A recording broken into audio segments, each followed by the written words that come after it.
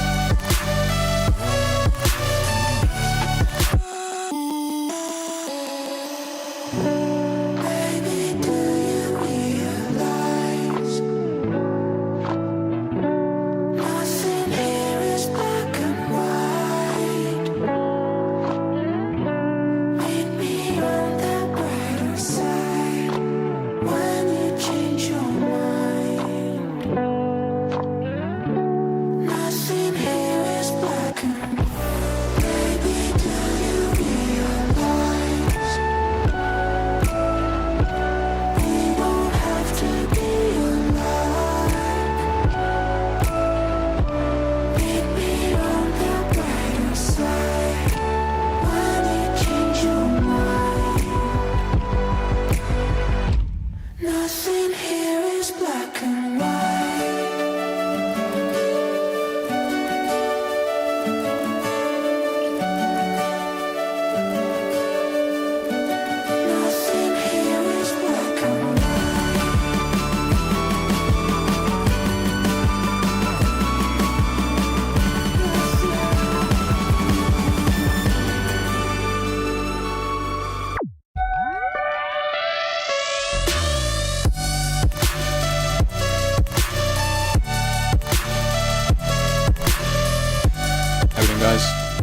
Good.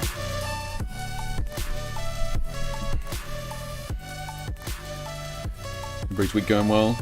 Welcome, welcome. Vlad, how you doing, mate? Good to see you. Good to see you back again regularly. Nice. Studio 1314, how you doing? Norm, good to see you, mate.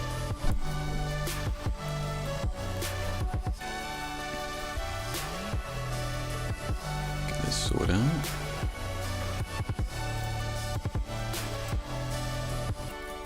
Looking good.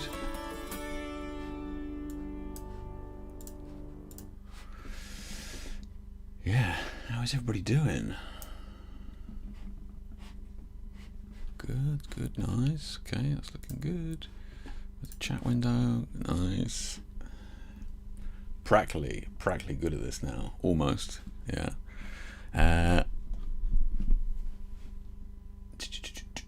Let's come in here. Good stuff. Yeah, how's everybody going? Anybody new here? Studio 1314, are you here normally under a different name, or am I just not recognizing it? But yeah, welcome all. And let me get the window we're going to be using up.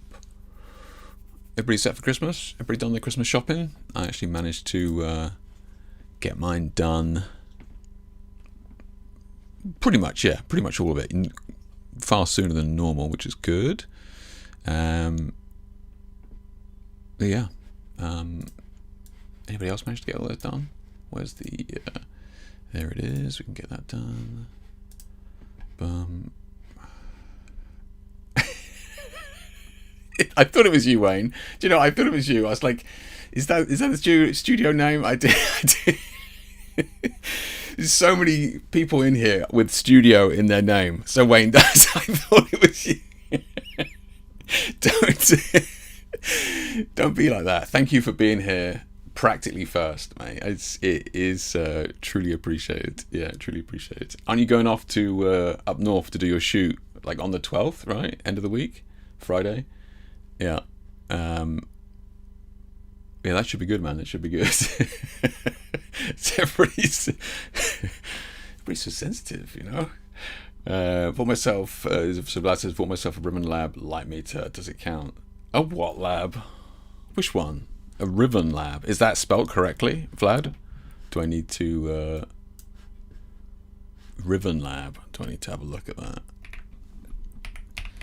Ribbon Lab light meter. Oh, it is spelled correctly. Okay.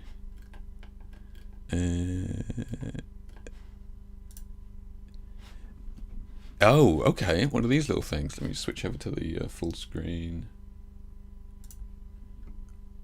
Is the let's check the microphone is on. Yeah, cool. Okay. Yeah, this thing, Vlad. This little thing. So it's on top of the camera. Okay. Okay. Is this like from a solo independent person, like 3D printed type thing? That's what it looks like. Kind of cool. Can't go wrong with the price, right? So clever. Okay, so it just sits on top and then just reads what's in front of it, just like an old school light meter would do. Like an in-camera light meter would do, right? Like an old school version of that. I'm just sorting this chat window out. Just bringing it up so I know where the bottom of the screen is. Cool. Okay, so it's got... Yeah, just sits in the hot shoe. That's kind of cool, though. It's kind of cool. Yeah. Readout on the back. That is lit up, Vlad, right? So you'd be able to see that in the dark. That is actually lit. It's not just a crystal display. Oh, it is. Yeah, nice. OLED display. Nice. Okay. Cool. Yeah, nice. Okay.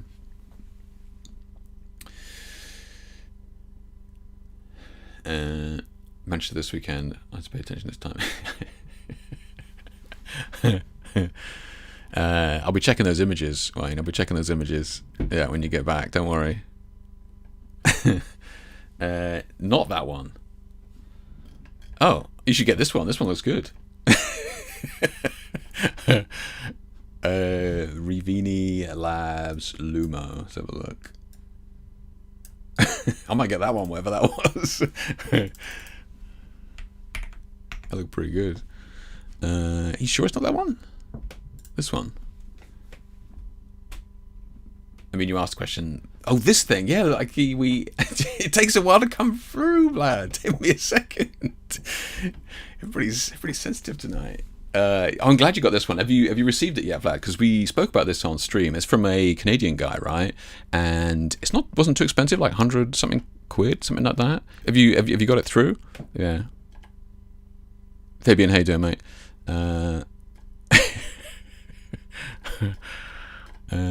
This looks cool though. This looks cool. Yeah, because we spoke about this. I was really tempted. It wasn't, like I said, it wasn't that expensive. Yeah. Not yet. Shipping takes 2 to 3 weeks. Really? Seems cool. With the website.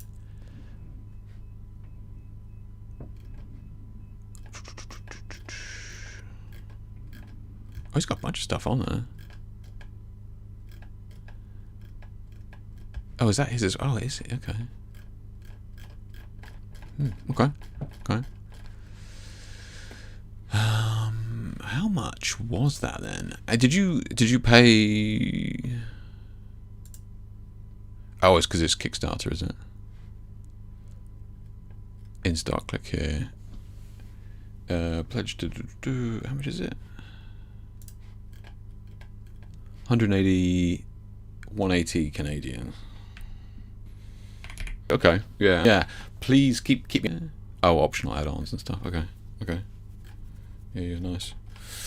Good stuff, man. Good stuff. Yeah. Postage in Romania is probably more. Breeze is here. I usually can't make it for these nights, but have Atlanta tonight. Does. Okay. Nice. And we'll pay VAT in Romania. Oh, yeah. Of course. Yeah. Of course. Yeah. Sterling, how you doing, mate? Yeah. So I presume the same thing would apply to me. Yeah. Yeah, that's annoying. Yeah. So welcome to everybody joining. Thanks for tuning in. And if it's your first time here, then just let me go over a little bit of an overview of kind of the way that we go over things and what we'll be doing and that sort of stuff. So usually stream every couple of weeks around Christmas time. You know, schedule gets a little bit crazy, so we will be having another stream next week as well, which will be the Christmas stream, where I'll be giving away free, like a pack of free Lightroom presets for everybody that tunes in to next week's stream. So make sure you come back for that one. But typically every 2 weeks during the stream, usually just have a chat about latest news, releases, and that sort of stuff. And then we'll typically cover like one topic. Maybe I'll go through a recent photo shoot, go through BTS and break down the shoot and that sort of stuff, or a topic that we'll go over, maybe a piece of software, a piece of kit, a new light that I've got. This week, for example, I want to have a look at Luminar software. This Luminar Neo software. It's an editing software from the Ukraine, been out a year or so. It had a recent update, that sort of thing. So I want to take a look. I have already opened it up last night and uploaded some images, but I haven't played with it, so we'll play with that later on and see what it does. And then what we'll do is we'll go over the share and shoot images. So that means you guys get a chance to share the images that you've been working on, share them with us here. We can have a look and get some feedback. Usually it's a good idea to share some shots you've been working on if you wanted to, like, look, you know, I'm not 100% happy with the lighting, or can you help me with the color grade, or what do you think to the pose, or what would you do differently? You know, this is kind of a great place to get some feedback from myself on that. Looks like we got a bunch of good ones in here already. Wow, I mean, great stuff in here. Paul, loving this, man. Etienne's in here as well. Oh yeah, nice. Oh my goodness, guys, we got some bangers in here tonight. Yeah, good stuff. Nice, classic one as well. Good stuff, guys. Okay, so if you're interested in sharing your images in there for us to take a look at and get some feedback, here's the link. Right. So it's the link.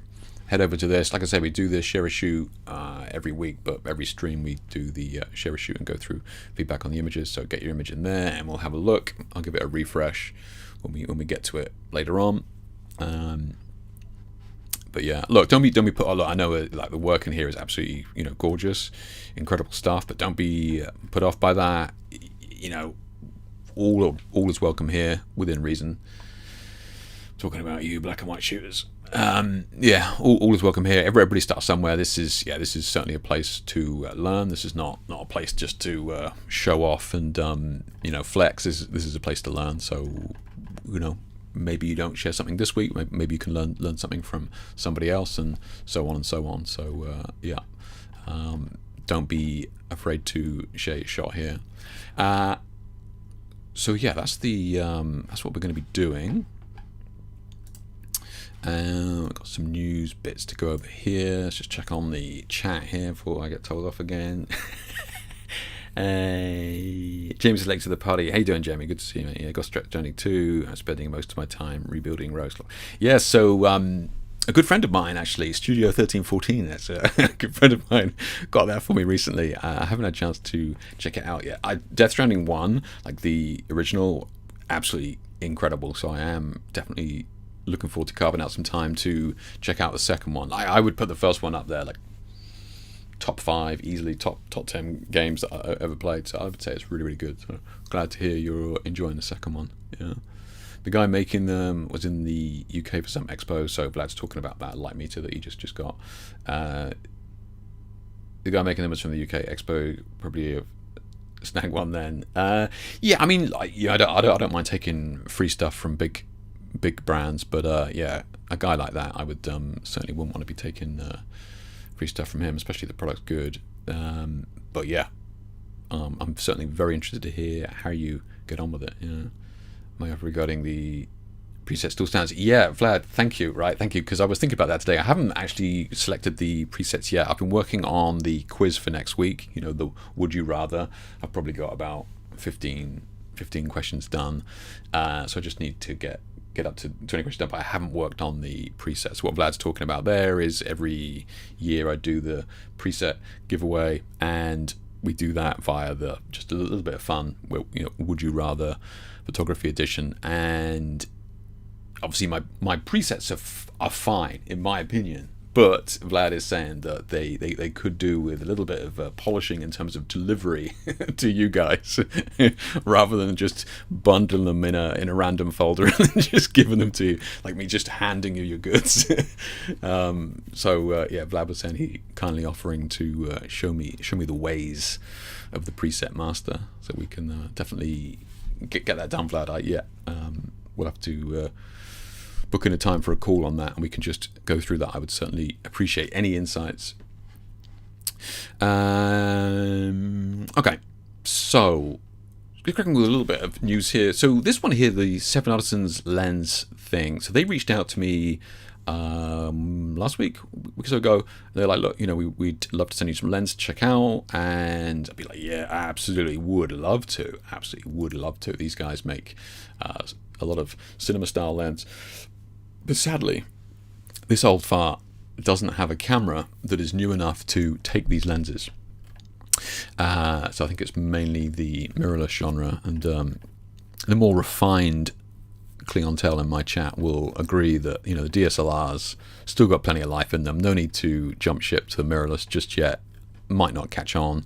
You don't want to be jumping on trends willy-nilly like that. So I am still shooting on the Nikon D850, and they don't make, for some reason they don't make lenses for the DSLRs anymore.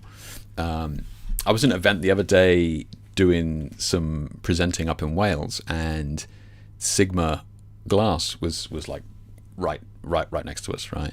And I was chatting to the lady there, and I was like, wow, yes, Sigma's come a long way, lenses are amazing, but what's your lineup like for the old Nikons? And she's like, no, we don't make we don't make lenses for that old thing anymore.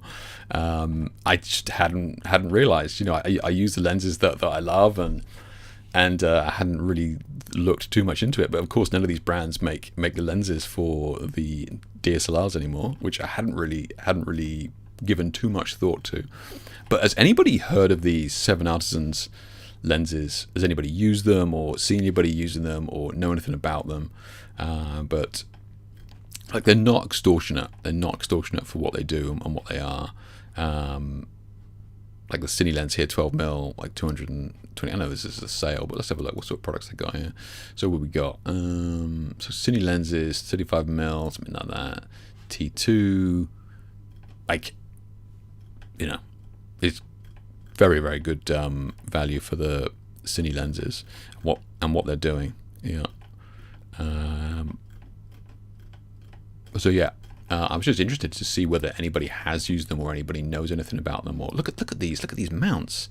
What is it? What even is this? Like, what? Come on, guys. What the hell? What else have we got? So they got the autofocus. So the APS-C.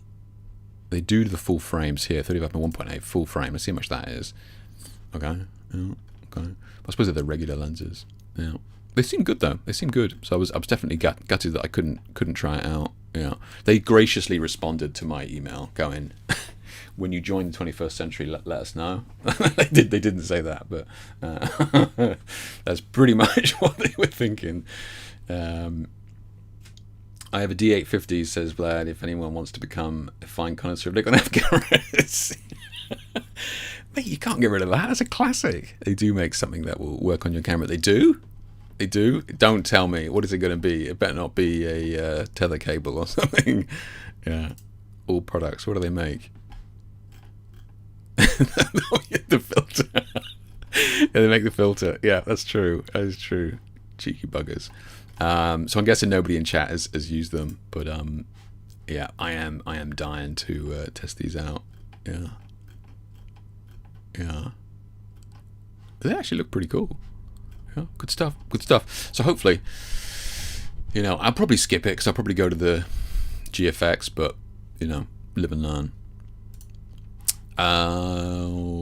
Godox announced an upgrade to the AD300s. So this is the AD300 Pro 2s. Yeah. Vlad says I have an adapter for them, works perfectly. Really, Vlad? Okay, interesting. Okay, yeah, I'll have to chat to you about that when we speak. So yeah, 8300 Pro 2s were the previous ones, I assume, right? Does anybody shoot these? So anybody use these Godox ones? So these are like the kind of smaller, a little bit larger than Coke can type lights, and very reminiscent of the Profoto versions. Yeah, they're a little bit bigger, but they're not Bowens mounts, so they're not S-fit. They are, like other Godox flashes, the 83 accepts Godox own modifiers, but works with an optional S3 bracket. So yeah, so these are like the kind of the MIDI modifiers. Pretty good lights, battery powered, 300 watt. If you're running and gunning, there is plenty of options for you guys now, or for anybody, myself included. But there is plenty of options for us if we're out and about shooting. Do we want to take big? Because the upgrade from this, like I've got 500 watt strobes, but they're big, right? They're like weigh a ton. So for what, less than half a stop less power, exposed bulb. We're looking. There you go, it's the size of it, right? So pretty small, right? Just a little bit bigger than, a chunk bigger than Coke can, but not massive. So they've got full screen on the full color screen on the back. Supports TTL. Okay, yeah, nice. HSS as well. It's good. TTL with these as well. I will say that when I reviewed the was it the V100 Speedlight from Godox, the TTL was flawless, absolutely flawless. I couldn't break it. I did everything in my power to break it, and I couldn't. So I would expect the same tech to be TTL wise in this as well. So I have no doubt that the TTL on this is flawless. You see that exposed tube there as well, which is good.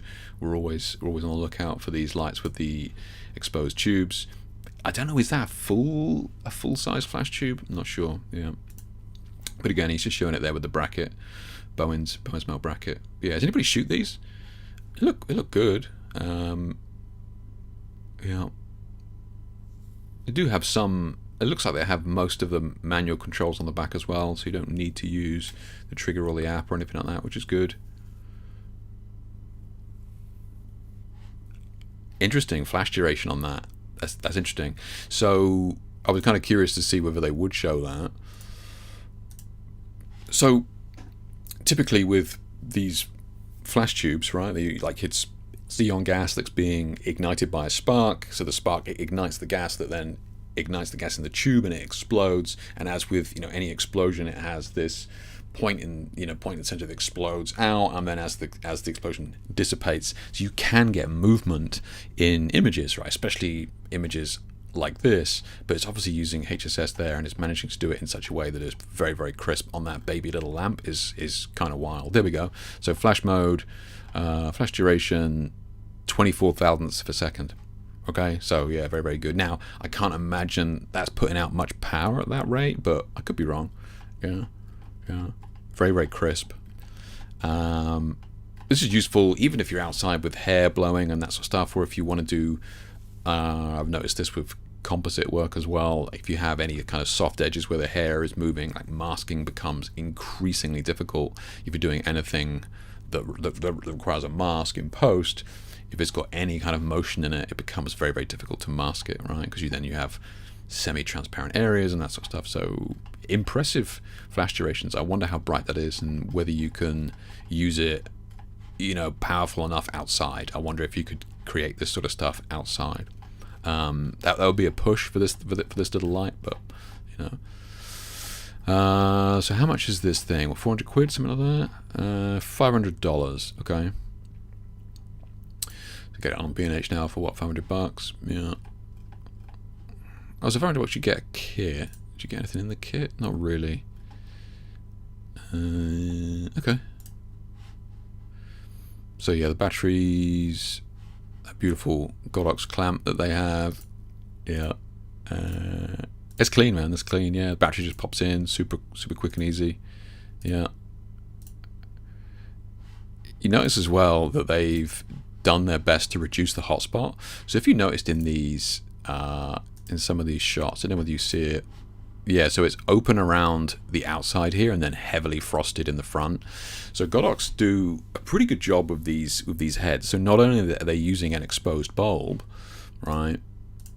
So the bulb is going to be in that case in there, but it's going to reduce the hotspot here, and then it's going to force more light out around the sides, which is typically where you want the modifier or beauty dish to take on a lot of that light.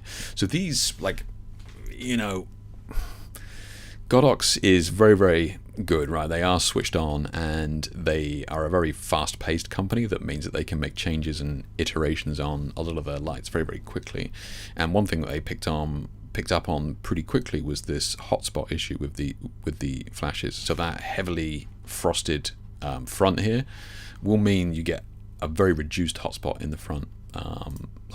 Yeah, they're not dumb, right? They are very clued into this. Yeah, you can see the tube in there as well. So I reckon that would be a pretty impressive light, even up close, with minimal hotspot. So fair play to them. $500. Maybe if you already had the previous version, I don't know, unless you needed something specific from it, I doubt you would need to upgrade. But still, if you didn't have any, then that would be a pretty solid investment if you needed the extra juice,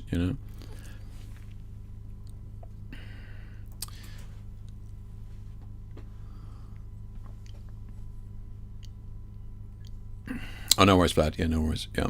So does anybody shoot these Godox head or like Godox flashes, or are you guys using the 8200s? Is typically where a lot of people are sitting. So how much is Godox 8200?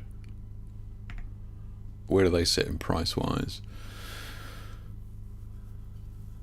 So they're about 280. Yeah. Okay. So they got, yeah. So just under 300 quid. I know tons of people shoot with the 8200s.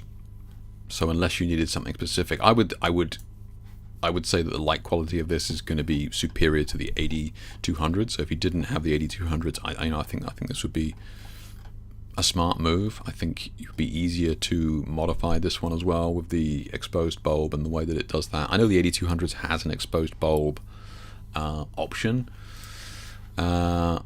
Yeah, here we go. It has the exposed bulb option, but it's just out there, and then the modeling light is around the outside. This one here is a proper adjustable modeling light and that sort of thing. I don't know. If you were doing a lot of outdoor portraits and you were serious about it, I would say this is probably worth the extra money over the 8200s. Yeah. If you can't afford to go up to the full S-Fit mount, and you just wanted something lightweight, I think you could do a lot worse than this for sure. Since says I use 8200, 8400, and 84. Are they all the same then? Let me just check. I don't think they are, right? The 8400. Yeah, exactly. Yeah. So you got the big boys. Okay. That's actually an interesting shout, Sin, because they sit somewhere. The pricing is steady, right? They go from those 8200s, which was what, 280, just under 300. Then we were looking at the new ones here, the 300s, which are the non-S-Fit, but they got a little bit extra juice and probably a little bit more control, a little bit more customization, especially on the back here with regards to HSS and TTL, all that sort of stuff. And then you go up again to these. So I've got one of these as well, I think, Sin. I got one of these over there somewhere. I tested it. I think it was fine, right? I think you get a pretty decent light for the price. Yeah. Oh yeah, very, very exposed tube, so even better in terms of spread around beauty dishes and softboxes and that sort of thing. Yeah. I think the 8300s are a bit too expensive compared to what? What would you say is a better deal for somebody then? Would you just say stick to the 200s? Yeah, I recently got 8100 Pro Kit. I'll bring it around next time I see you. So what else did Sin say had the 8600? Is that the same thing as that? Yeah, it is the same thing. Okay. Yeah. Do you ever find yourself needing that extra power, Sin? I'm just curious. Obviously, I'm very familiar with the type of shots that you do. For the most part, it's kind of in the studio and that sort of thing. All my heads are 500. It's rare that I need to kind of red light them at max. But I'm just kind of curious whether if you had your time again, would you get more of the 600s, or would you just go, you know what, I just need 400s is more than enough for the type of work that you're doing? So Wayne says he used the 8100 Pro kit. What the hell is that? Just a baby spot?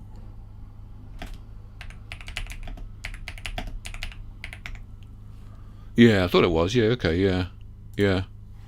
Okay, yeah, so these are the Coke Cam ones then, so very tiny. Yeah. This is LED flash. Is it a flash, Wayne, or is it just an LED in there? No, it looks like it's got... Yeah, no, it is a flash, because I think that's the... It's all encased, but that is a proper flash, right? With a modelling bulb. Godox at 100 watt second, yeah, like LED flashlight. Yeah, so it must be. Yeah, full TTL and HSS support. Okay. Yeah, impressive. I mean, look, literally a Coke can size. Yeah, I mean, if you're just traveling around, yeah. Wayne, you deal with a lot of shoots that are like sometimes have ambient light coming in. Like maybe you're in a studio or a space or a location where you have ambient light coming in. How does a 100 watt flash? Remember, 100 watts flash is different from a 100 watt LED. How does this cope with that? Have you I haven't really found any issues, or do you know what? Yeah, I wish I had like the 300, like an extra stop and a half, something that would really help out. I'm just kind of curious, because I know the sort of work that you do is kind of on the go. That's all. It's different for somebody like me who is always in a black box. Where I can pretty much get away with using anything. Just kind of curious how 100 watt really does stand up. Yeah. So Sin says, yeah, 300 is a bit too expensive. Okay. Recently got 8100 Pro kit. 8400s are a good compromise for the whole range price. Okay, fair. All right. Yeah, so these ones here, so 500 quid for a 400. I mean, yeah. I mean, like I said, I ran 500 watt strobes for well over 10 years, and it was very, very rare that they were ever redlined. So 400 is going to cover you in most situations. Yeah, and 400 is kind of more than enough to deal with a ton of ambient light as well. So I would agree with you saying, in my experience, I wouldn't go, do you know what, I need the 600. I've got a couple of 1000 watt heads here, and I've used them once, twice maybe, and I think that's only because I'd run out of 500 watt heads to use. I really didn't need the 1000 watts. So, and remember, 500 to 1000 watt is just one stop of extra power, so it's like changing your ISO from 100 to 200, right? So it's it's not the end of the world. Yeah. Okay. Yeah. It's a good compromise. And says, yeah, the 8600 is good to match sunlight, but I think you could do with 400s. Yeah, that's been my experience in. I mean, look, we're not shooting in Barbados, right? We're dealing with British sunshine. We don't need a dying star to overpower the sun here.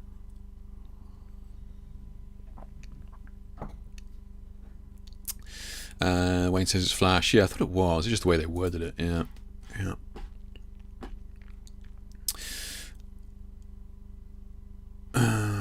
So Anders, how you doing, mate? I think the 8600 is great if you don't need TTL. Much better than the Pro version.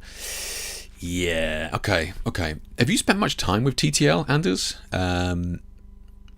Because I think your feedback is good. I like that sentiment. I will say that so Godox reached out to me, and I was like, yeah, I would love to use some of your NOLED stuff, right, which is the cinema lights. I want to use some of that. And they were like, yeah, we can, but can we ask you to review this speed light as well? I'm just like, it's just, I have no interest at all in reviewing a speed light. But if it means I get my hands on some of that other cool stuff, fine, I'll do it. Right, so I was going into that review pretty negatively, right? From the get-go. I was like, speed light is a piece of shit. What am I going to do with this? I was blown away by that thing. That V100 speed light. I was just, thing was gorgeous. Like the quality of light that you could get from it, if you were kind of sensible with it. The TTL on it is wild, right? Because as anybody who uses supplemental light, whether it be flash or LED or anything at all that you're doing, all you want a light to do is expose the subject, for the work that we do.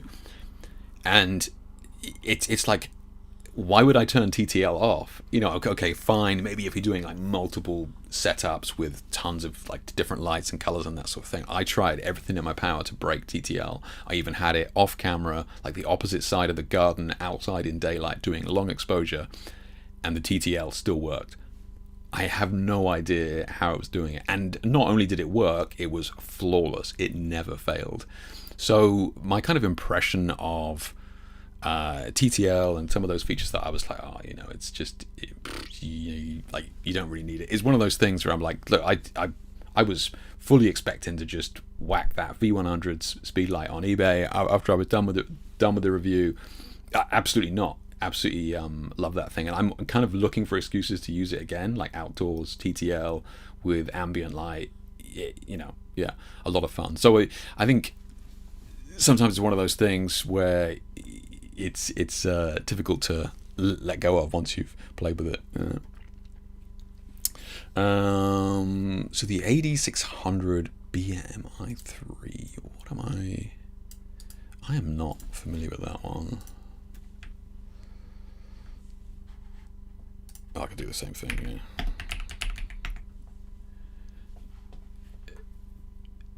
So what did you say? Yeah, the 600. So this one, yeah, that's less than 500 quid for a 600.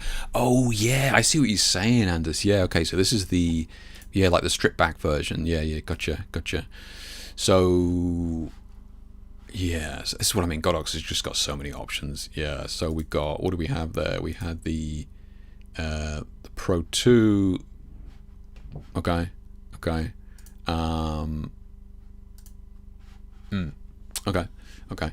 I would kind of be, if I was advising people, I would kind of agree with Sin here and probably go, look, if you got 500 quid to spend on a light, probably the 400, and you get the TTL and HSS if you need it, versus, what was it? This is 490 and this is, okay, so for an extra 20 quid, right? So you get 100 watts of extra juice there, 200 watts even, sorry, so like half a stop, literally, right?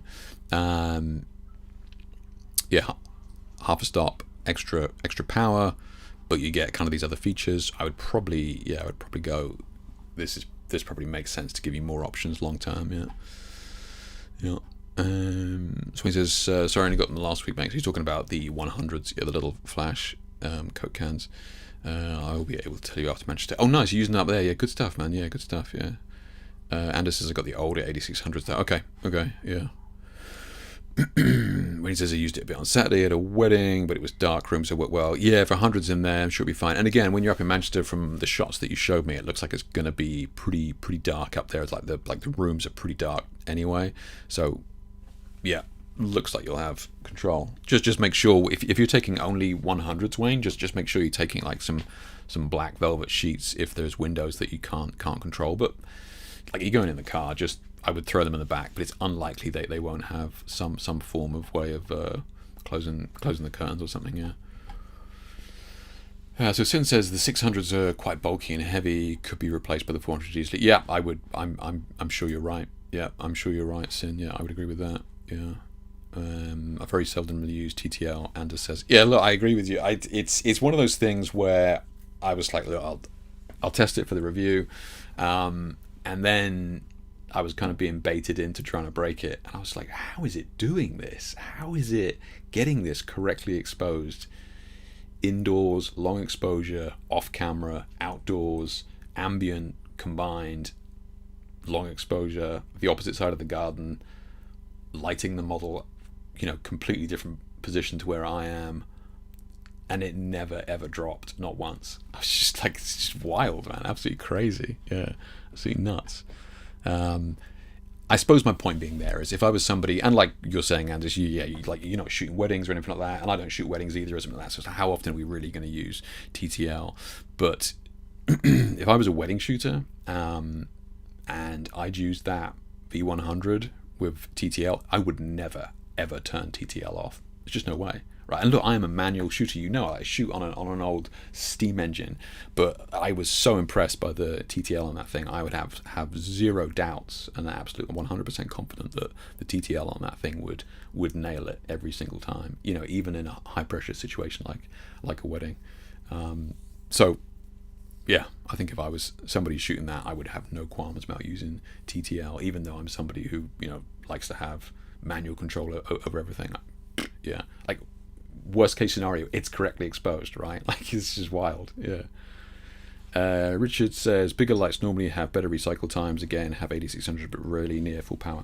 That's a good point. Richard brings up a really good point here. So he's saying that if you're somebody that shoots like, you know, if they use something that, let's say you're doing ballet or dance, right? You're somebody that shoots a lot of ballet or dance, and you like somebody's doing like a pirouette or something like that, and you got to get as they're going across.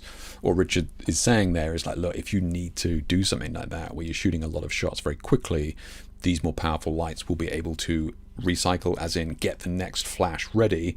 It doesn't need to warm up and, you know, store power in the capacitor before it releases, which if you're using, let's say, a 400 watt head at max power, it'll take longer for that to give you that max power thump than if you were to use the 600 at half power, right? You're going to have the same kind of exposure, or let's say 400 to 800 for argument's sake. You're going to have the same exposure, but the 800 will get there far faster. So that's a good point, Richard. Yeah, if you need a lot of fast images, yeah. Alan says 8600 on my main light and 8300 on my other Storm 600, my other studio light. I was recommending 600 if I could afford it by Chris Conway. Okay, yeah. It depends what you're doing, right? If you need that 600, then fine. I'm trying to think. There's like some modifiers that take a lot of power, but yeah, I've never needed it for all stuff I've done yet. Still use my old 300 Lenkata. Nice. Okay, right.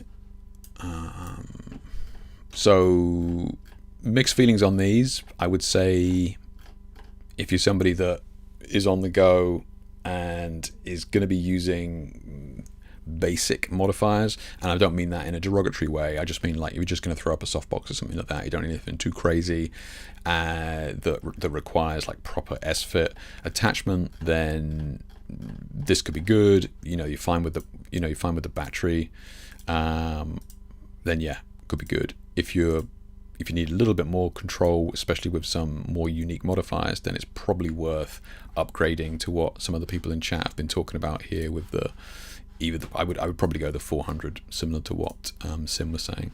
You know, if you're going to afford the extra, how much extra is it? Oh, okay. So yeah, Sim was right. He's saying that, you know, it kind of is a bit pricey for what it is.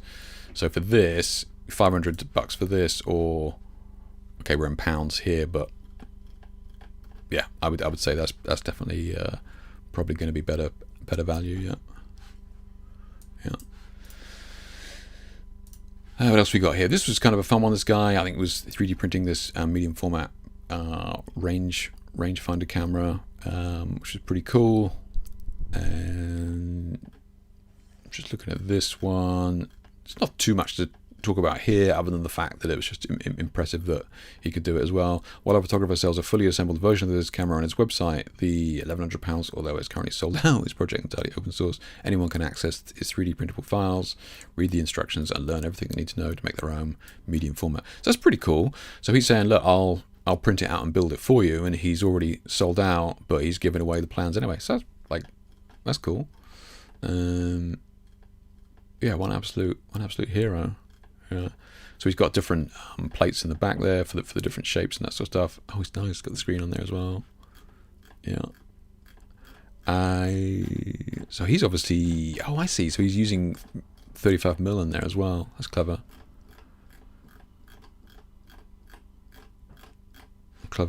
Yeah. I didn't catch what lens he was using on that. Did he say?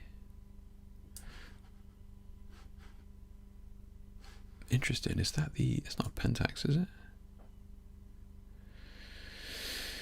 The second restriction meant that through a rangefinder camera could utilize great glass and wouldn't break the bank. The second restriction meant the legendary Mamiya 7 and Fujifilm GF 670 cameras were out of the question, so built his own dream camera. Boom. Let's talk about the...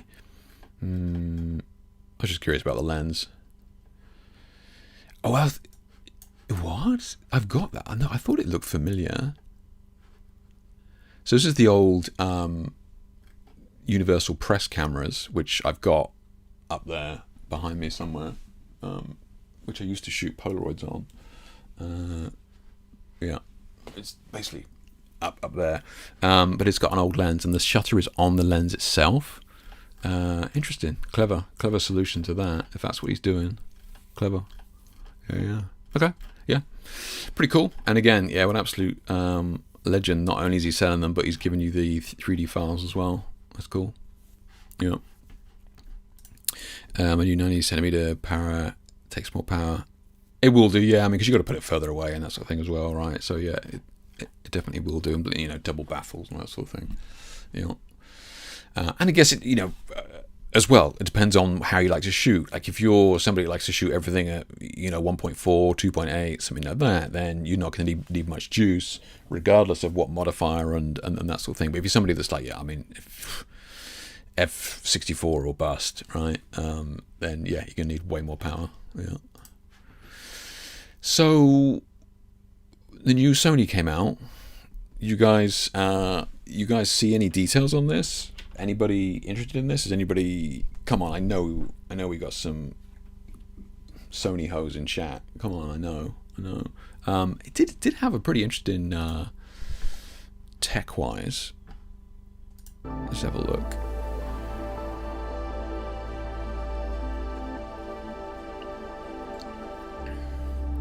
So just have a look at a couple of these and see what they're doing with it. But I will say, like, some of the focusing tech that it was using, some of the demos here was kind of wild. Yeah, I could care less about those video features, but the new screen is cool. Okay. So for people struggling with focusing and that sort of stuff, auto white balance improvements, I guess. Like, I mean, I'm being facetious, but why not? Yeah. The ISO thing was kind of nuts. Like what they were showing with the noise thing was wild. Yeah.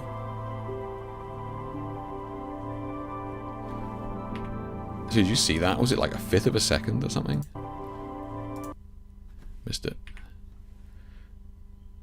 5-axis up to 7.5 step central and 6.5 step peripheral stabilization, which is absolutely freaking wild.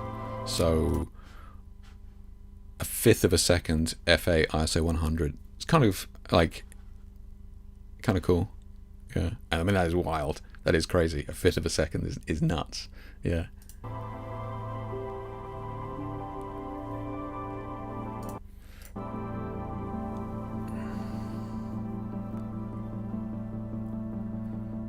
Blood says 30-something megapixels is nice. Middle ground. Okay, yeah, true. It has one more stop of dynamic range and meant to have a better autofocus, but my current one is fine. Okay, yeah. Again, like some of the tech that was involved with the AI autofocusing in this seemed like, seemed pretty impressive, right? And it's like tracking through that, because it's using like this model or this idea of the model of a person, and is able to work out where the eye is going to be, even if it can't precisely, see where it is. So it's, yeah, kind of cool. And there's a lot of there's a lot of places to focus. Yeah, high density, 759 points focal plane. Yeah, okay.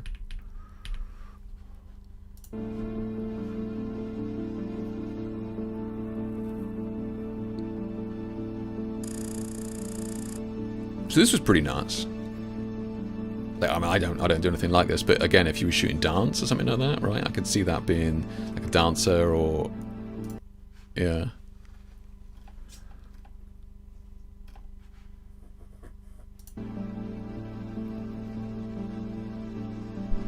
pre-capture. So it's shooting. I don't know. If you guys ever used that, because cameras have had this pre-capture before. Does it drain the battery? Like, because it must be kind of what, shooting the whole time. Like, how else is it doing it?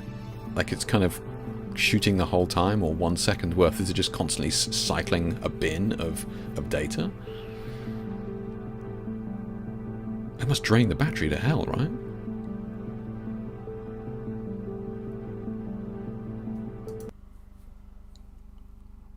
Extended raw processing, enhanced detail, reduced noise in editing.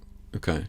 I mean, yeah, but we all know Lightroom is doing some wild black magic already, right, with that. Multi-frame raw shooting for HDR image creation. So we're doing it in camera. Images high dynamic range can be edited. I mean, that's a lot. That's a lot, yeah.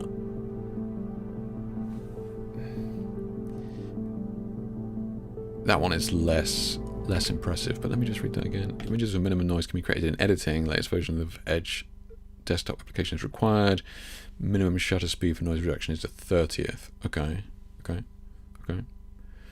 So shooting multiple images to reduce noise. Okay.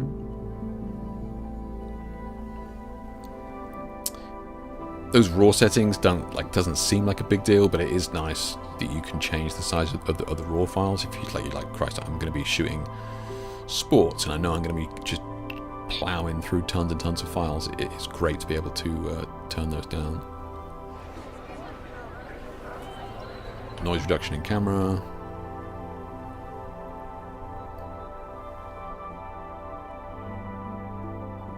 Stability is wild for just handheld. Yeah, it's just nuts. But again, like, it's going to be pretty niche for the stuff you're after. This is kind of weird as well. This is just tracking, so you would just shoot a very wide shot and then allow it to track. I don't know how often you do that, but especially because you lose so much quality.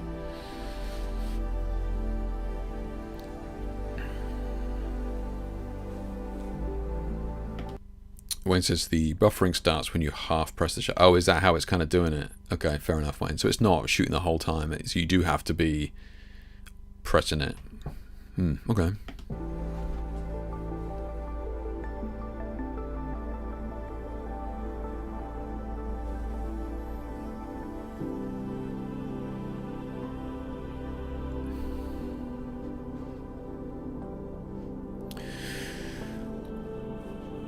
Who said the screen was good? Vlad, did you say the screen was good?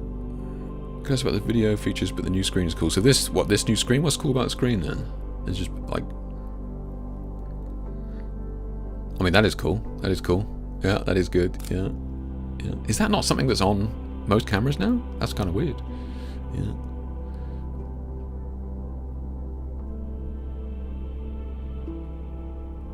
A lot of card slots, which is good. It seems like a dumb thing to say, but a bunch of cameras have come out recently where they've just had just one card slot, or then two different types of cards, but only one of each. So it's nice that it's got a ton of card slots in there. 90 minutes of recording without heat. Yeah. It definitely won't make you any more money, Andre. No. Hence why I'm shooting on the Nikon D850. Yeah. It's like, yeah. Is it needed, right?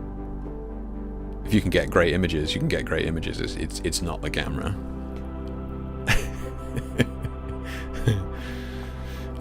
So yeah, just some sharing crap there. I think that's pretty much it, right? Yeah. Redefining basic. Yeah. Okay. So yeah, like the tracking and that sort of stuff, the AI stuff. Or like the AI autofocus stuff that it was doing, I think is actually really impressive. If that's something that you need, then and you're doing a lot of moving and that sort of stuff, then yeah, like it tracking is wild. Like, you're going to get way more shots. Yeah. So the autofocus stuff is great if you're missing a bunch of shots. I wonder. Oh, this is 1.2, but it's in f1.2. Yeah, I wonder how it struggles on very shallow depth of field. Like, I wonder what the latitude for forgiveness on very shallow depth of fields is. But yeah, like you could see how this would be useful for sports or dancing and all that, like if that was what you were doing. Also, I wonder how that fares in low light, right? So if you're a concert photographer, are you shooting concerts and you got, the guys and girls on stage, can it struggle in very low light like that? Would it manage? So yeah, but in theory, very, very good. So what is the price of this thing? What is the price of this thing?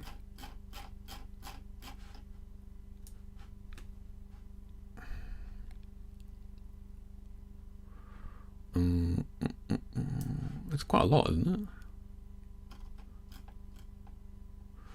it? Oof. $3,000. Yeah, I mean it's not mucking around. Yeah. Okay. So yeah, the consensus online seemed to be that people were pretty gutted. Almost pissed off that it wasn't what they were expecting. So is there anybody here who can kind of explain what the anger is towards this camera? Like, it's a serious question. I'm not a Sony shooter. Like, why were people kind of getting teasy about it? Is it just the usual Reddit trolls, or was it legitimate concerns from people? So there's a couple of questions in here, like the burst mode being crippled on other lenses. Canon 6, I do 7K video open gate. Oh, I saw the open gate thing, which I know nothing about. So that's obviously I'm not a video guy, so that's lost on me. But I don't know if there's any photographers left out there. I don't know if it's something that people still do. I don't know whether we using the camera to take photos anymore. Is that, I don't know, something that happens? What was the? Are there any comments on here? What we got in here?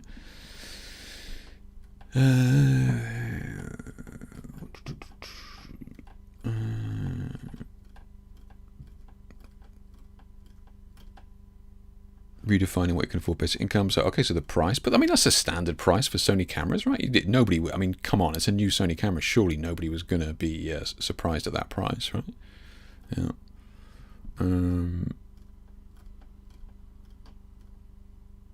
Yeah, this is. I mean, yeah. So So really love to see 6K recording, open gate. Everybody. Okay, so again, I keep seeing this same sentiment. This only shoots 4K, like, and no open gate again. Yeah. So I don't know. Yeah, what is the deal with this? Yeah. Oh, there you go. That's what Vlad said. Yeah, people want open gate and 8K video stuff. Yeah. So okay, I guess if that's what you want, that's what you want. They must be very vocal. Yeah. Catch up on this.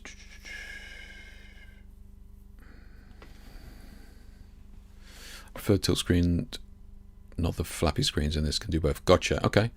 The tilting. Okay, interesting. All right. Yeah.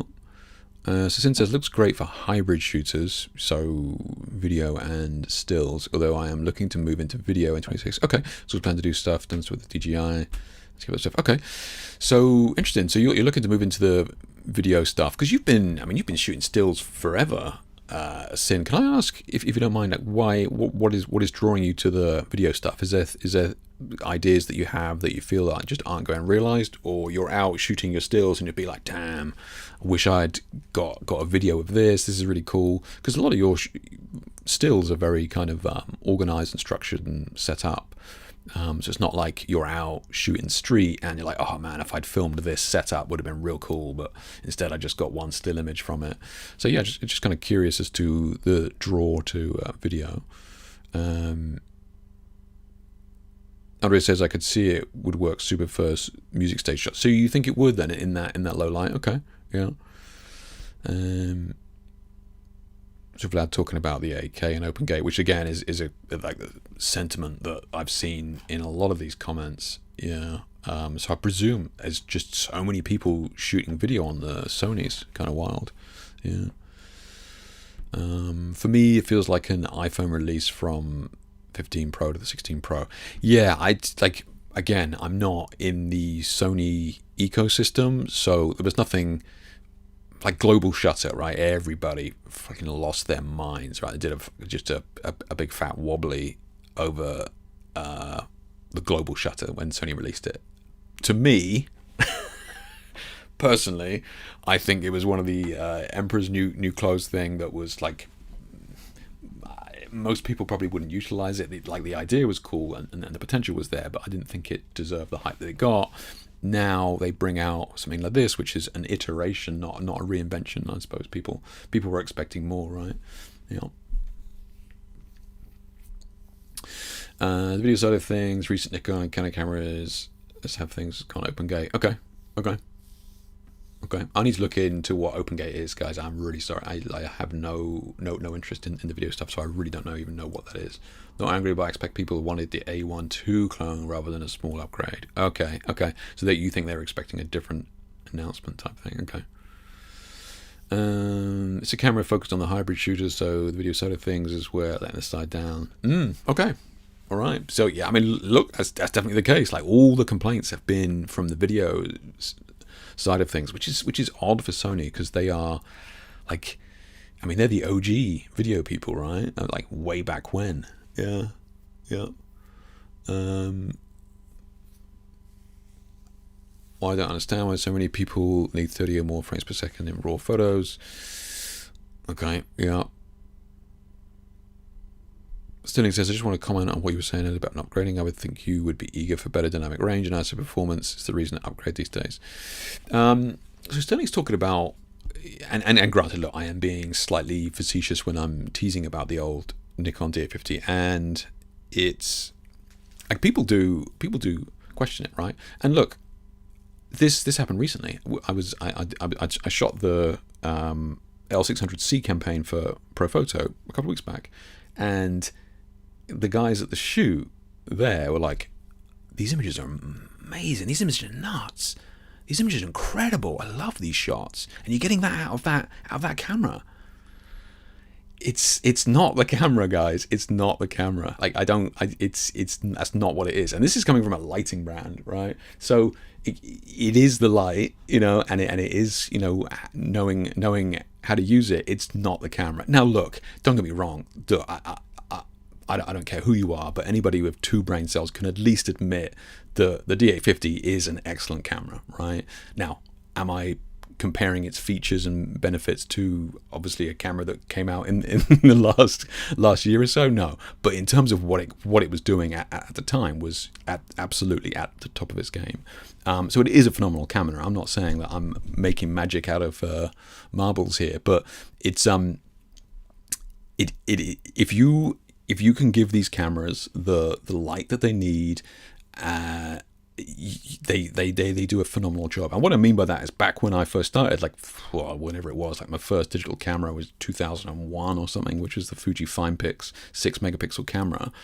Like, if you went to ISO 200 or ISO 400 on that thing, it looked terrible. If you were on ISO 100 and you gave it exactly the light that it needed, and you didn't need to do too much in post-pro, the quality was outstanding. I shot an album cover on that thing that they cropped into the eye for and blew it up huge, right? So it was a 6 megapixel. It's not so much about, like, the megapixels or what it's doing and that sort of thing. If you give the cameras the light that they need, you can create absolutely beautiful images with them. So to Stirling's point there, he's right in the modern cameras will have more dynamic range. So if I get the exposure wrong, or I need to bring up the shadows or bring down the highlights and that sort of thing in an image, I will have more scope to do that with a more modern camera.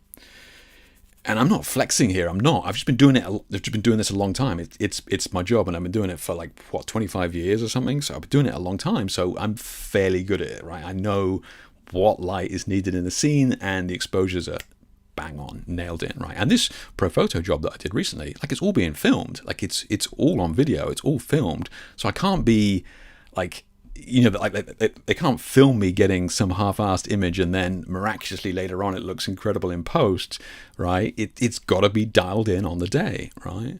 And if you're doing that, I shot beautiful images on a camera from the 1970s there. It's not, you don't need to have all this tech. Is it convenient? 100%. Will this autofocus get me more shots? Way more, like just way more shots if I shoot this type of thing, but I don't, right? So it's like the images that I produce, I think look gorgeous, and that's kind of I'm happy with the shots that I take with that camera. Now, if Sony were to turn around and give me one of these cameras tomorrow, would I use it? Yeah, for sure, right? It's going to make my life easier, but like Andre said, it's not going to make me any more money, right? You know, so you got to remember that it is a job at the end of the day, you know. I mean, this is clearly not the camera for the people who photograph F1 cars for a living. Since I think people want video these days, having video skills might get more interested in shooting with me. Yeah, that's right, Sin. Yeah, you're absolutely right. And look, I think a young person coming into the photographic world now is going to be shooting video. Right, I can probably get away with it. You know, I had a recent shoot recently, and they kind of wanted reels and that sort of stuff. I was dragging my feet on it, and in the end, like the video guys there on the day just shot it. Right, it's not. You know, I can just about get away with not shooting video, but a young shooter coming into the industry now is gonna have to shoot video, and that means that they're gonna have to shoot LEDs. Right, it's like, you know, we chat about flash and LEDs here, but yeah, if you're a newer photographer, a newer generation of photographer, you're going to be shooting video, which means you're going to be using LEDs. That's just the way it is. And like Sin's saying, more and more people are asking for video. Yeah. I don't know about other people these days, but there is so much video going on these days. I want to learn more. Yeah, fair enough, Stella. Yeah, absolutely. If you're interested by it and intrigued by it, and you've got the kit, because a lot of people kind of have the kit and they're just like not even using it. Yeah. Sony is just too expensive, not much upgrade. Master over the Unbroken says it rated most people's budget.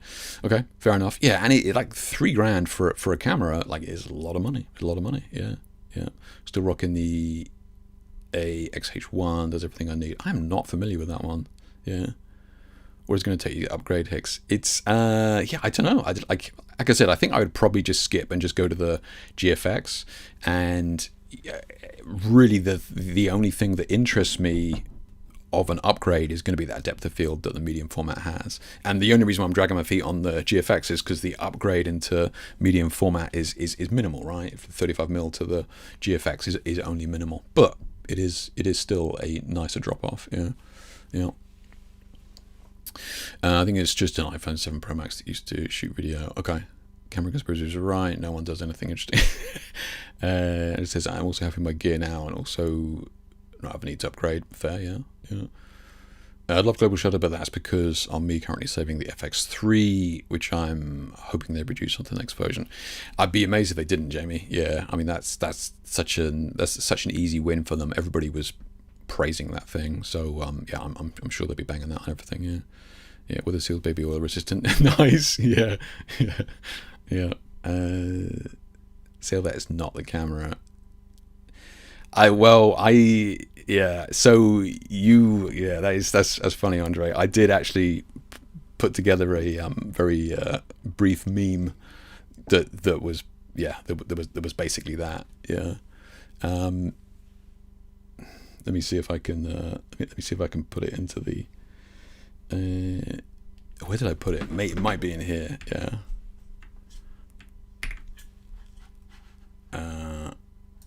Obviously this isn't to go anywhere. It's between us, right, guys? So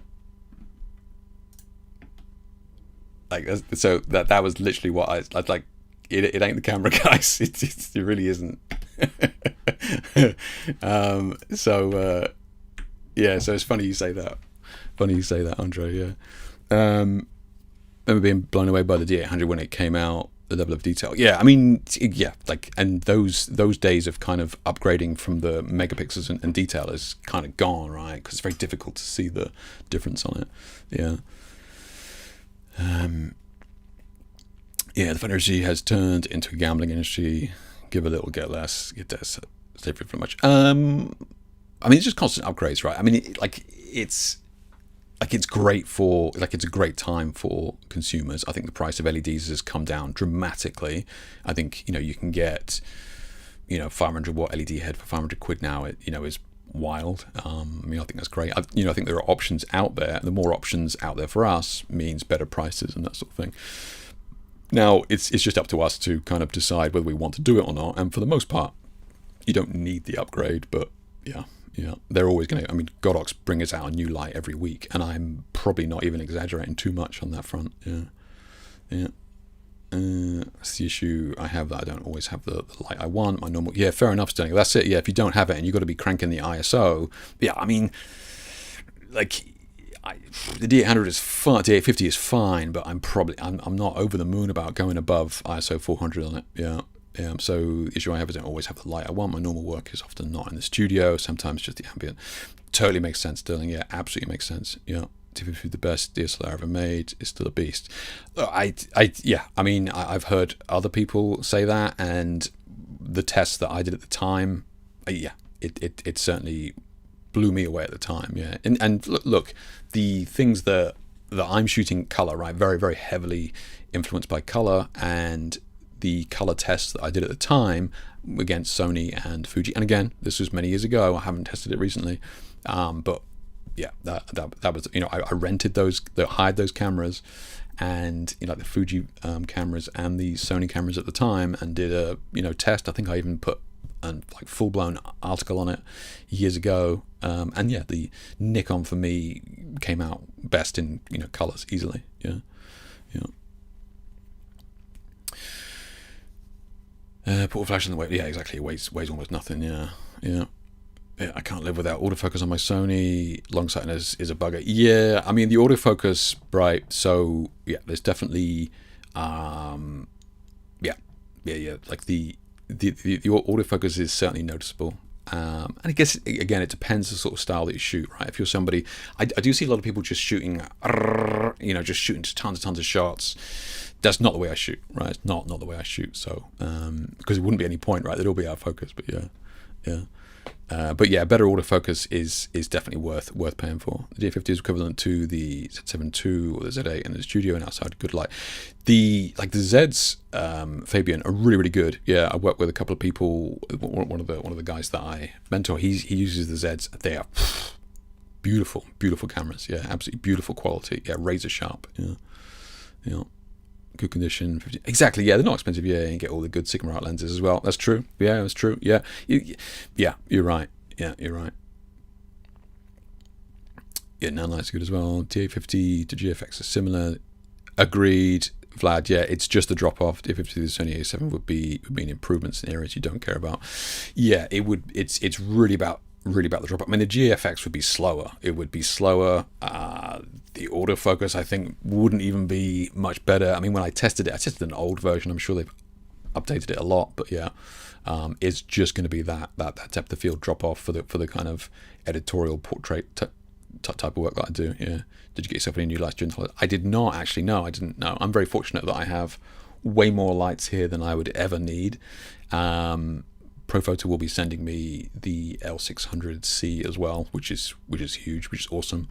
But no, the Black Friday sales, the only thing I got was a new TV that was shock horror to you guys. I've had the old one a long time. I know. Somebody like me, you'd think, oh, Jake's always upgrading his TV, but upgraded from the black and white. I've run 7-speed lights, 8.1 strobes, just able to go without. Yeah, fair enough.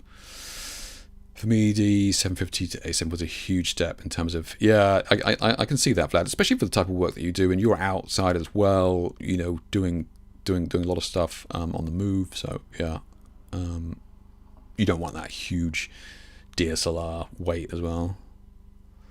Yeah, but I hate the A7 III big time. Okay.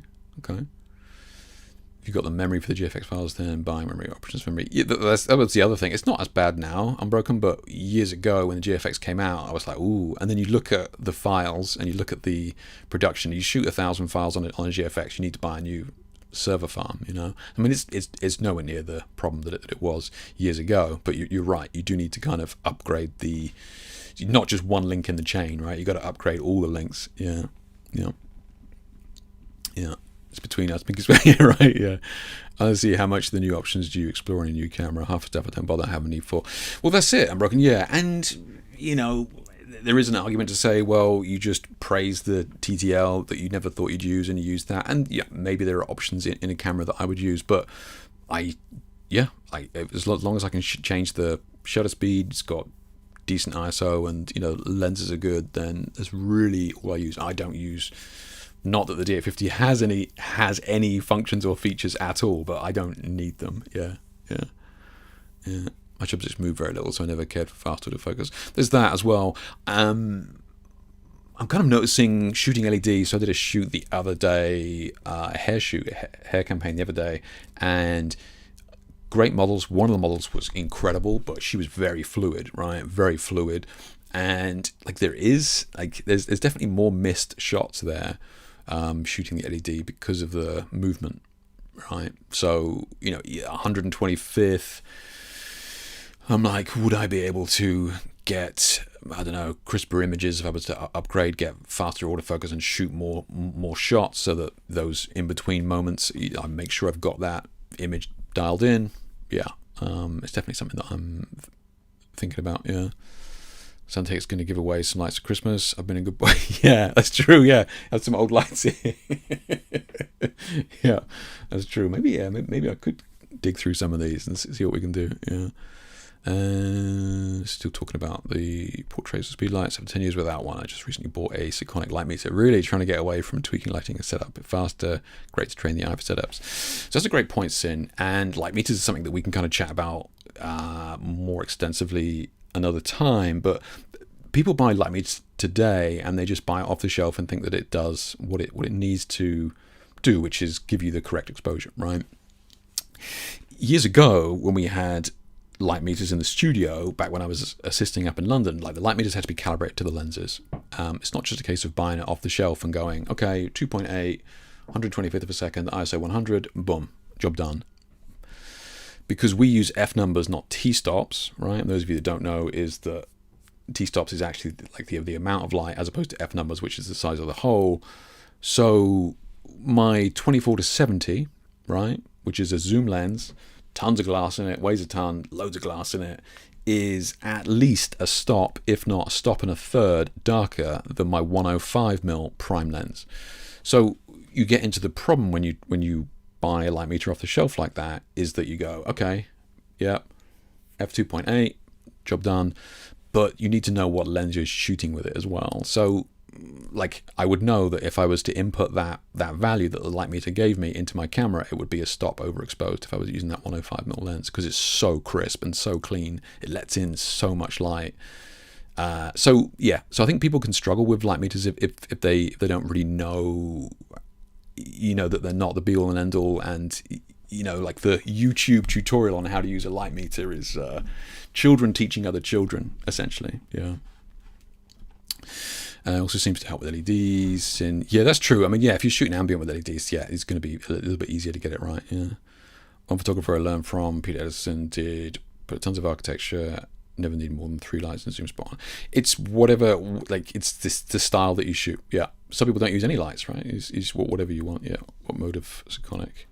Which one did you get? Combination of the year over the years of upgrading, I pretty much stick to 3 speed lights these days for events. Yes. I mean, if you're traveling and you're out on location, 3 is going to be plenty, right? Yeah. Okay. So nobody in here is fighting B&H off to buy this one. Seems very geared up to, looks like Sony has kind of built a video heavy audience and they didn't quite deliver. Our YouTuber reviews dishonest. This is crazy. Within minutes of the A75's announcement, the conversation around the camera turned from disappointment to straight up toxic. It's gone so far as there are multiple threads of highly engaged Reddit thread that claim anyone who has anything positive to say about the camera are either willfully ignorant or straight up being paid to be positive. Oh Christ, here we go. Yeah. I mean, look, don't get me wrong. There is plenty of people out there who toe the party line, right? And if they're sponsored and that sort of stuff, then yeah, you got to be You've got to be mindful of that if you've never heard of them before. And people come in here. Okay, so we're going to do. So we're going to look at Luminar here in a second, right? They reached out to me and was like, we want to sponsor you to talk about this, and I was like, it's not something that, like the AI editing software is not something I want to do. We'll give you a free copy and we'll give you codes and you can get kickbacks and all that sort of shit. It's just not worth it, right? It's just not worth it. So I think, I think you've got to be careful with what you say yes to, and hopefully, you guys have been following me for a long time, should realize that I'm only going to praise something if I think it's good. And people say, oh Jake, your reviews are always positive. Yeah, because I'm not a professional reviewer. I'm a photographer. I don't make any money from reviews, so I don't review shit things. Like, it's not worth my time, right? But yeah, some of these people are obviously pretty pissed off. Yeah. Oh well. Okay, so that's enough Sony. Let's get we're talking about. We just had a look at that. This was kind of interesting. So I pulled this out for Vlad. I thought Vlad might find this funny. I don't think this has got any music in it, but basically what this guy is doing is he's got this connected to his camera so that he's kind of viewing it through the goggles, right? So it's live view, but through the goggles. And at first I was like, this is ridiculous, this is crazy. But can you imagine shooting video and like manual focus pulling, and what you're looking at is exactly what you would be able to focus so much faster, right? So he's got this all hooked up. Don't get me wrong, it's like it could do with a little bit of refinement in terms of dialing it in, but like the idea is pretty cool because he's looking exactly at it, and focus pulling on something would be very easy to do with these on. So although I first looked at this as a kind of a meme, I was like, yeah, for video, I could see that being very cool. Yeah. So yeah, kind of clever. Yeah. I'm actually amazed that we don't see more of this, because the more I think about it, the more, like, if you shoot video, this would just be so much easier to nail focus. And granted, you're gonna, like, if you video production, you have somebody kind of focus pulling yourself, but yeah, even if the focus puller had this on, that would be so good, right? Because the normal focus pullers are doing it by eye and distance, and the readout on the camera, right? So they're kind of turning it based on visuals. They're not actually focusing. They're doing it on distance. Yeah. So this is kind of wild. Yeah. Kind of wild. Yeah.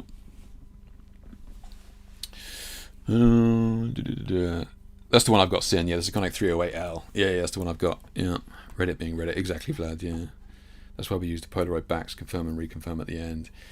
Yeah, that's right. I remember those Polaroid backs. I've got some of those old Polaroids somewhere. Yeah. Yeah, that's weird actually. Yeah.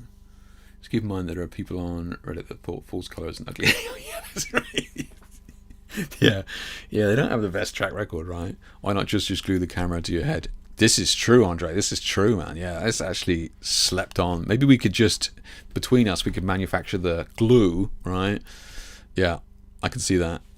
We'll be onto a winner. I think using the Luminar helps me to work out how the LEDs work compared to strobes, which can be a bit more predictable after using them for many years. Probably why my rotor lights is a bit dusty. So to your point, Sin, I would always recommend people use light meters to develop their visual language, right? And that's really useful for you building an idea or building a set or a plan in the future, or setting up lights in a scene. You can you're building up your visual library, right? So people who are musicians, right? Somebody can sit at the opposite end of the room and play a note on a guitar, and that musician would go, "Oh yeah, E flat," right? I wouldn't know, right? But they have their audible language or audio language developed enough that they can know, boom, straight away. So me walking into a room and going, "Oh yeah, F8 ISO 100," you think, well, is that really useful? It's you use it more often than you think. So yeah, I think getting a light meter and using it and seeing what the actual light is doing, I think it's super useful. Yeah. Okay, I'm just gonna watch a little video here from one of the early production people from Eyes Wide Shut. I don't think it's I got... had a friend that used to work at Danceteria. So he had called and said, my friend Vivian is moving to New York. Like, I think you guys would totally get along. So this is Eyes Wide Shut. This is one of the interviews with one of the ladies that got Lisa Leone here, a photographer, very early on in Kubrick's Eyes Wide Shut. If you haven't seen the film, like, you know, obviously it's Kubrick's last film. I think he passed away before it actually hit the cinemas, but it was finished, right? So You should meet her, invite her to parties. She lived right around the corner from me. So we became close for, I think it was like a year or two before she came to me and was like, I just got like this fax from my father, and he wants me to take these photos for research for a film. He doesn't know I'm moving to Santa Cruz, and can you help me? But I can't tell him you're helping me, and I can't pay you, but I could buy you film. I said, well, let me see the list. And it was all in the Village. So I was like, I'll just do it, Vivian. Don't worry about it. Like, I didn't even think about it. So she bought. So Stanley Kubrick is in London at the time, right? But the Eyes Wide Shut is based in New York and that sort of stuff. His daughter is in New York. He basically asked his daughter to shoot the scenes and the street and that sort of stuff, just to basically get ideas and concepts, and you know, and trying to build an idea of a storyboard, right? Because you've got to remember when this was. This was late 90s or something like this, mid to late 90s. So he's asked his daughter to do this. His daughter's gone, get stuffed out. I'm not doing it. She asks her friend, which is Lisa Leone there, and she goes ahead and then does it instead. Film. I went out and just photographed what was on the list. I gave her the photos. She sent them off. I forgot about it. It was like 6 months went by. There was a message on my answering machine because there was no cell phones. And it was like, hello, Lisa? Stanley Kubrick. And Vivian was like, my father wants to know if you want a couple of weeks of work. So I was like, yeah. He sounded like one of my uncles, because he's from the same neighborhood in the Bronx as my family is. And like, he went to the same high school as my aunts did. So just the way he spoke made me feel like, oh, like I know this, like, comfortable. The first question he said, well, what kind of camera are you using? I said, I have a Leica M6 and a Leica M4P. And he was like, okay, keep real.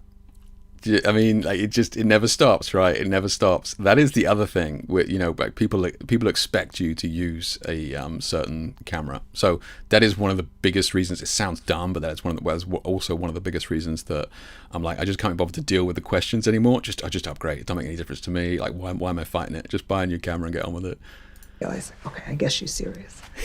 And she's like, must know what she's doing. But he wanted me to photograph everything with a 28 millimeter, because that's the equivalent of an 18 millimeter in film, and that was his favorite lens.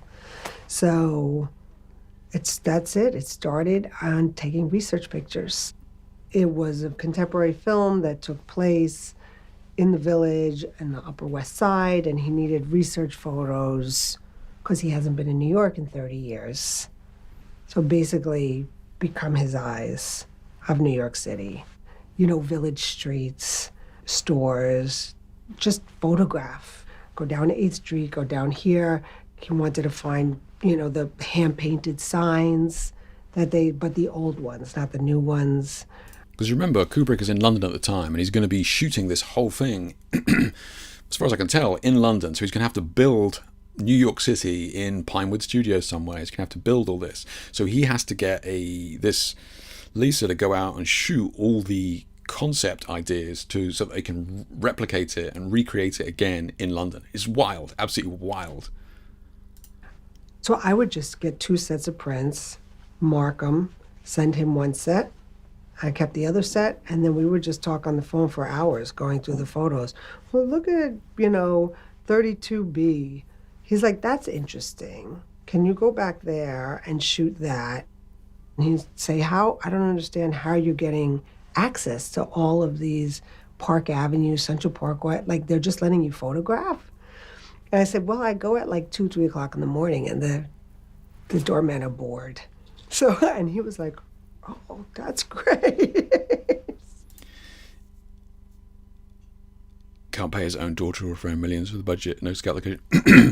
Oh, she would have got paid. Yeah, she would have got paid. I think he was just like asking his daughter to grab some shots, and she was like, "I'm moving to Santa Cruz," I think she said. So she just passed it off on a friend. I guarantee you, this woman was paid well, because they talk about some prices of stuff in a minute, and he's just like, yeah, money is. He was certainly very well regarded at the end of his career here. Yeah, they certainly had a budget. Yeah, I think a lot of us in the film days would have no issue with, say, House of Blood. Yeah, that's true. Yeah. But if you're shooting street, right, back then, if you're shooting street images like she was doing, it was like yeah, for sure. Yeah. He sent me to his original home in Central Park West and in the East Village. And I just knocked on the door and was like, "Can I come photograph your house? I'm doing with Stanley Kubrick." And everyone just opened the door. And then it was, when he would approve it, then I was taking measurements and floor plans. Finally, I said, maybe I should get a letter from Warner Brothers, like just some kind of documentation, because it's. So I did, and a lot of it was like I'd call friends. I was a New Yorker, so I had friends whose parents maybe lived in Park Avenue, and then I had friends that lived in... A wild time, right? I mean, back then, before internet, it's just people were pretty trusting as well. Yeah, just come in, shoot like this hospital room, take measurements and that sort of stuff. It's all right if I just come in and do this. Jesus Christ, can you imagine doing any of this now? It'd just be a nightmare. Like, people talk about all the convenience of the internet and sending an email, but everybody's just so distrusting. You can't get anything done. Even sure, it's like you got these letters. Yeah, I'm doing a research for Warner Brothers film starring Tom Cruise. Just that is the opening line for sure, man. Yeah. In the film, there is a wealthy character who's in the hospital. He's one of the hospital deluxe suites. In order to recreate the room correctly, I would love to come and take some snapshots for reference purposes only. One of his deluxe rooms, this does not include crew of people, would be myself. The whole process would take about 10 minutes. Like, boom, job done. Yeah, sure, come on in. I was a New Yorker, so I had friends whose parents maybe lived in Park Avenue, and then I had friends that lived in the East Village, and I would just be documenting everybody's house, every friend. So she's posted note here, yeah. Tobacco. So back then, tobacco wouldn't sell you their merch, essentially, right, for films and that sort of stuff. So they will not sell or do any product placement in the film. So I've been going around to the stores to see if the store owners would sell anything. I purchased this Marlboro sign. Like, can you imagine just walking into your corner shop and going, "How much do you want for that? How much do you want for that?" Marlboro sign outside. Everybody knew what I was doing. This woman would have been worth her weight in gold, man. My mother, I used to just take all her mail and everything in the thing, pill prescriptions, everything. Like when Nicole opens the door, it's all my mother's stuff. So it's like you wanted everything to be real. Well, I shot my friend Colin's apartment for Domino's apartment. It just was like the lighting, just when I shot it was just perfect. And he was like, "This is perfect." He said, even the lighting, the way that you captured it. And I said, well, guess what? He's moving and they're redoing it. So they're throwing everything out. They're gutting it. So again, remember, they're trying to replicate everything, like building a set in London. So they're trying to get all these images. So she's just going around to everybody that she knows and could think of and just taking, random pictures. And he's like, yeah, that's perfect. Do you want it? And he was like, yeah.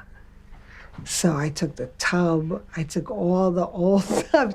I said 2 45-foot containers of taxi cabs, all the signs, all the light posts. So you're talking about money before, right? So yeah, they just literally shipped 2 45-foot containers, including New York cabs, signs, light posts, everything that you sent just in containers over to Pinewood. I mean, what? I took everything and sent over. He called and said, "These aren't taxi cabs." I said, "I bought them from a taxi place." He said, "You could hardly fit in the back seat." I said, "They don't do the chubby checker anymore." He wanted the chubby checker. He said, "What? This is crazy. There's no space." And plus the London black cabs, they're so big in the back. Chubby checker, you used to have you could pull another stool. You could fit 5 people in chubby checker. I said, "Yeah, it's bad." He was very disappointed on our new taxi cabs. There started to be a joke that he would say, He said, I need somebody, I need to do some translights. Don't say you can do it. So those of you not sure what translights are basically images that you would shoot, like backgrounds, right? Backgrounds of a city scene or something like that, and then they would be blown up massive, and then they would be lit from behind to. They're used all the time in modern TV shows, right? Especially ones that are like in office blocks, right? So you'll be shot in an office, and outside the window there'll be the city, right? But those are typically sets, and that city is typically what's called a translight, right? Which would be a shot of the city blown up huge with a bunch of super soft lights behind. Typically, it'd be like the ARRI sky panels, and they would be littered across the top and the bottom, so that it's very evenly lit. But that's what translights are. And so Stanley is asking her to now shoot translights of New York. Yeah. I need to do some translights. Don't say you can do it. Because I would always say, like, I could do that. I could do that. She's worth a wait. And I said, well, I could. I know how I shoot 8x10. And so there was two things, right? One, go with a steady cam and just shoot the street at night, because he was going to use it for Tom. And then establishing shots. So with the establishing shots, so you see these translights, right? So in the film, he's walking down a street, but it's a translight. He's not actually walking down a New York street. Carried around like an aluminum ladder, and I would just stand up on the ladder and then just do establishing shots of hospitals. He's like, I need a hospital. I need like a village populated street. I need this. So I just. Beautiful coloring, and absolutely gorgeous coloring. And again, like, old man shouts at clouds, but okay, I'll be 2 seconds. Like the Netflix effect, we would see 24 stops of dynamic range up here. Like we would see the sky and the clouds in the sky, and at night and that sort of thing. It's just it's not needed. It's okay to have this gorgeous contrast to film and these beautiful colors and look at the blooms and the flare and stuff. Look absolutely beautiful. Yeah, absolutely beautiful. Went and documented everything, and then we would go through them. And then when it came to the second unit shots, it was Malik and Arthur Jaffer. I hired both of them. I actually wanted Malik to shoot AI. That was my master plan. Just never happened. AI. So second unit would typically be the unit based in New York that would shoot like the New York video stuff that they would send back to Kubrick. So that would be what the second unit would do. We would go and he'd be like, all right, that looks good, but I'd go back and just pan left a little and tilt up. I was like, are you kidding? We'll go back, find another angle. This is the one thing, is that he was great, but he would push you to a point where you just didn't think you had anything left. I'm like, there's nothing. I cannot see anything else there. This is it. But he'd send you back, and you would go back, and you would find something else. That is a great example of a phenomenal director or manager or whoever it is. Like, they're not there to be your best friend. They're there to make sure that they get the absolute best for the project, right? And he has a vision in mind that he wants. You're not going to like him, but he is going to get the absolute best out of you. And, she's being gracious there and going, look, it's a pain in the ass, but he sent me back. I had to get another angle. And you know what? He was right. I found it, and it was great. And, people who have an obsessive vision like this, often get a shitty end of the stick. But, like, if you love the results, you can't bitch and moan about the process, And it would be there. For 2 years, 2 winters, I did that. So when it was time to shoot second unit, it was basically just putting a camera on a ladder and framing it to the photo that he approved that I took. So it just kept going. And I started to get the sense when he said they had like a New York art director. 2 years, by the way. So she was doing this for 2 years. It just films now. You would never have that budget to just start doing prep for 2 years. It was wild. And he told me he fired him. And I said, oh, do you want me to help you find somebody else? And he's like, no, it's fine. I have you. And I was like, okay. and then it started. Then he started saying, maybe you should just come here. London? It was incredible. It was shocking. It was New York City, everything that I measured and that I built and saw. And then it was like quirky also, right? It was like, Wild. oh, that's with that. Or he's like, how is it? I was like, it's a little clean. I would be walking around throwing cigarette butts and graffiti and trying to get more again, it was the 90s, right? So it was looked a little different with putting tags up places. But it was incredible to see it built. I mean, we realized very quickly that they built it too small. It needed to be bigger streets. So when I finally got to London, what I did was I built books and books of reference pictures of stores or whatever. So if, let's say, we're like something with a nail salon, and he's like, all right, what else should we change it into? And I'm like, well, let's make it a psychic, or let's make it a this. So like today, it's rare that you get the budget to rebuild a city, right? But the benefit of him probably insisting on this is the fact that he has complete creative control of every single aspect of these streets that he is recreating in London. So he's recreating these New York streets in London, but he has complete control of the lighting, and he's able to control it, and he's able to shoot whatever hour he wants, and so like there is huge benefits to him and being able to control that and get exactly what he wants, as opposed to now it would just be like, well, you can close down New York street at like 3 a.m. in the morning for 40 minutes, have at it. And then I would have all the reference pictures, and we would change to make it seem like Tom was walking. I mean, the one thing that people really don't talk about with Stanley, that was producing. He was an incredible producer, because people would say, oh, he went on for 8 months, 9 months. But you went to his lighting truck was empty. And as a producer, you know how much a lighting truck costs every day. But he had an enormous amount of... Check out all these China lanterns he's got. Lampshades and light bulbs. All of Tom and Nicole's apartment is his house. He'd be like, go to Catherine's house and get, the dining room table, or go get Saul Christian's artwork. And he told me a story once where he said, when we were shooting Clockwork Orange, and I asked the set decorator, he picked up a Matchbox car, and he said, what are we paying for this? And she said, oh, nothing. It's like, 50 quid a week or something. And he's like, yeah, but the set's going to be up for 6 months. You could have bought it for 50 quid.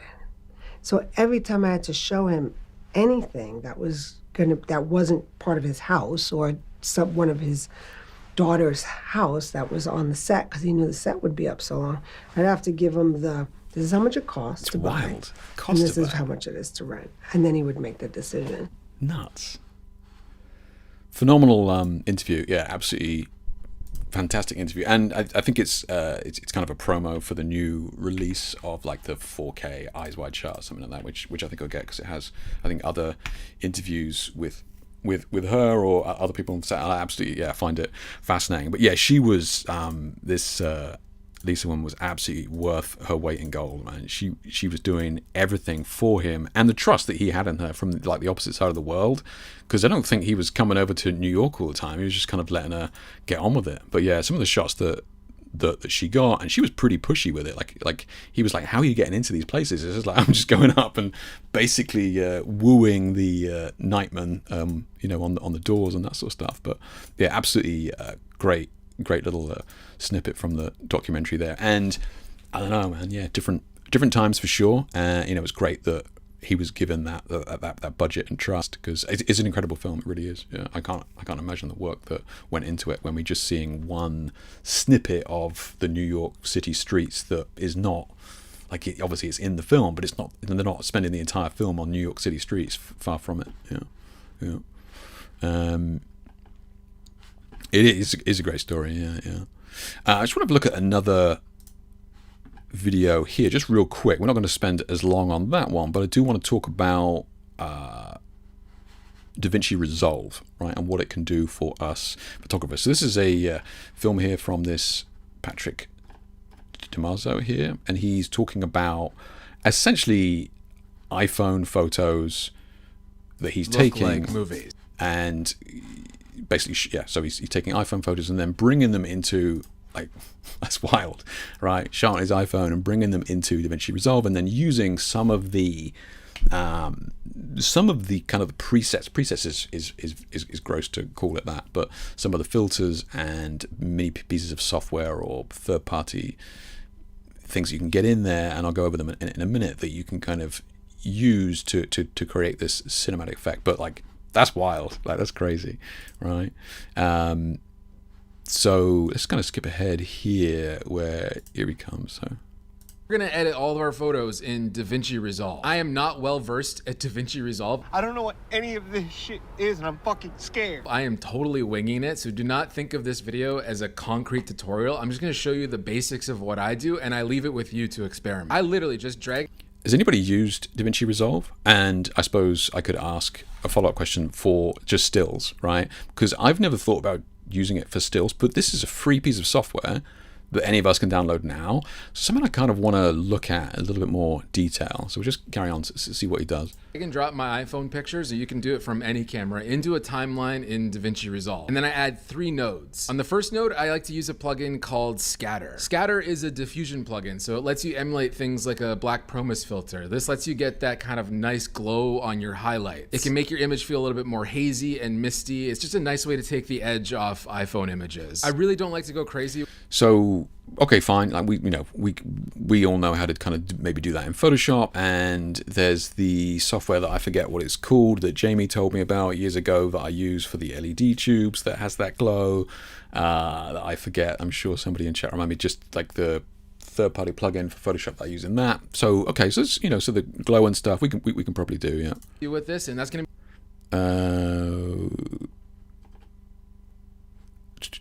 The amount of tools you have in DaVinci, it is flat, and that's what I was kind of interested in. Yeah, it is. Yeah, the plugins are pretty expensive though. Gripes, that is the issue, and we will get onto that. So yeah, Gripes is absolutely right in that this. Yeah, it's it ain't cheap, but it depends what you're trying to do. Yeah, and that's because you can code stuff with DaVinci and even sell the plugins. It's just tons. There's tons. Yeah, it's very, very clever. Yeah, lots of people do, but it's cumbersome to edit photos with the video edit. I'm sure, Vlad. Yeah, I'm sure. I was just like, for the free, because it's free. If I ever, there's a million and one things that I want to do if I ever get some free time. But I was like, damn, some of these are juicy. Yeah. Oh, Andre uses it. Okay, yeah, you can do some of the same stuff. Final Cut Pro. Okay, Boris Effects as well, Vlad. Yeah, good point. That's not the one I was thinking of, but yeah, it's. I watched the video, so oh yes, okay, yeah, yeah. So Boris Effects, and I will talk about that. I can mention it now. So I was involved in the beta process for the Boris Effects 2006. They've got some crazy updates. I think it's out now, so I can talk about it. But yeah, some very impressive upgrades with regards to the depth maps that they have on masks and that sort of stuff. So they've done a bunch. Now, I actually processed the Pro Photo campaign with Boris Effects to finish the images, and I added the kind of cinematic is a bit strong, but I definitely added a cinematic vibe to the shots, and I think it looked good, man. I think it looked good. Look, I'll be able to share it with you, but it is something that I'm kind of playing with. So to Vlad's point there, yes, Boris Effects for like optics specifically is something that we as stills shooters can use. Can be true about Honoric, that's it. Yeah, Honoric. Well done, Terry. That's the one. Yeah. Thank you. Honoric is the one that I have used for like tube flares and that sort of stuff. It does a really good job of using the just light flares is really, really good. Every plugin that we use going forward is that this is to taste, but try and dial it back more than you try to push it. Once I got my haze at the right spot, we're gonna add one more node, and this one we're gonna use Lens Node. This plugin blew me away, and it's fairly new. This one emulates. This one is the one that I was most interested about, Lens Node. Like, this is nuts.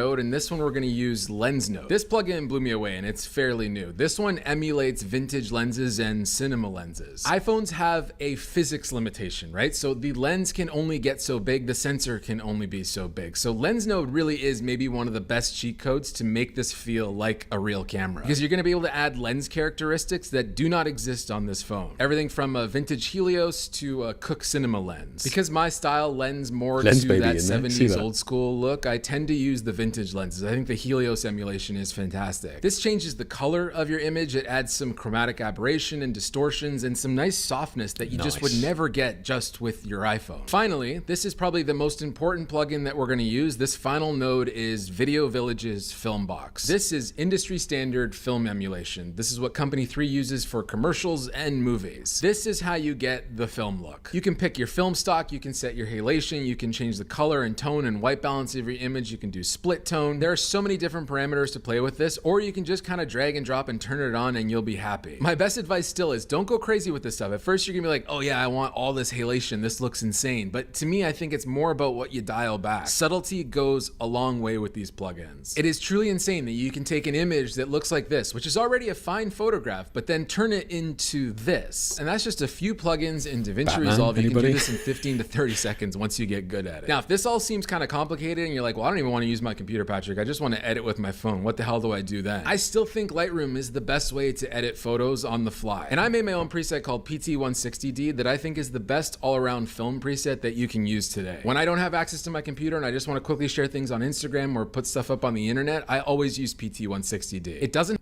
So that's as far as he goes into the tools that he's using, and obviously he's talking about his presets there in Lightroom or Lightroom. So if you want to go and check those out, obviously guy have that smartphone look in it. Great video, and obviously knows what he's doing. So please check him out and check out the Lightroom presets that he's selling over there.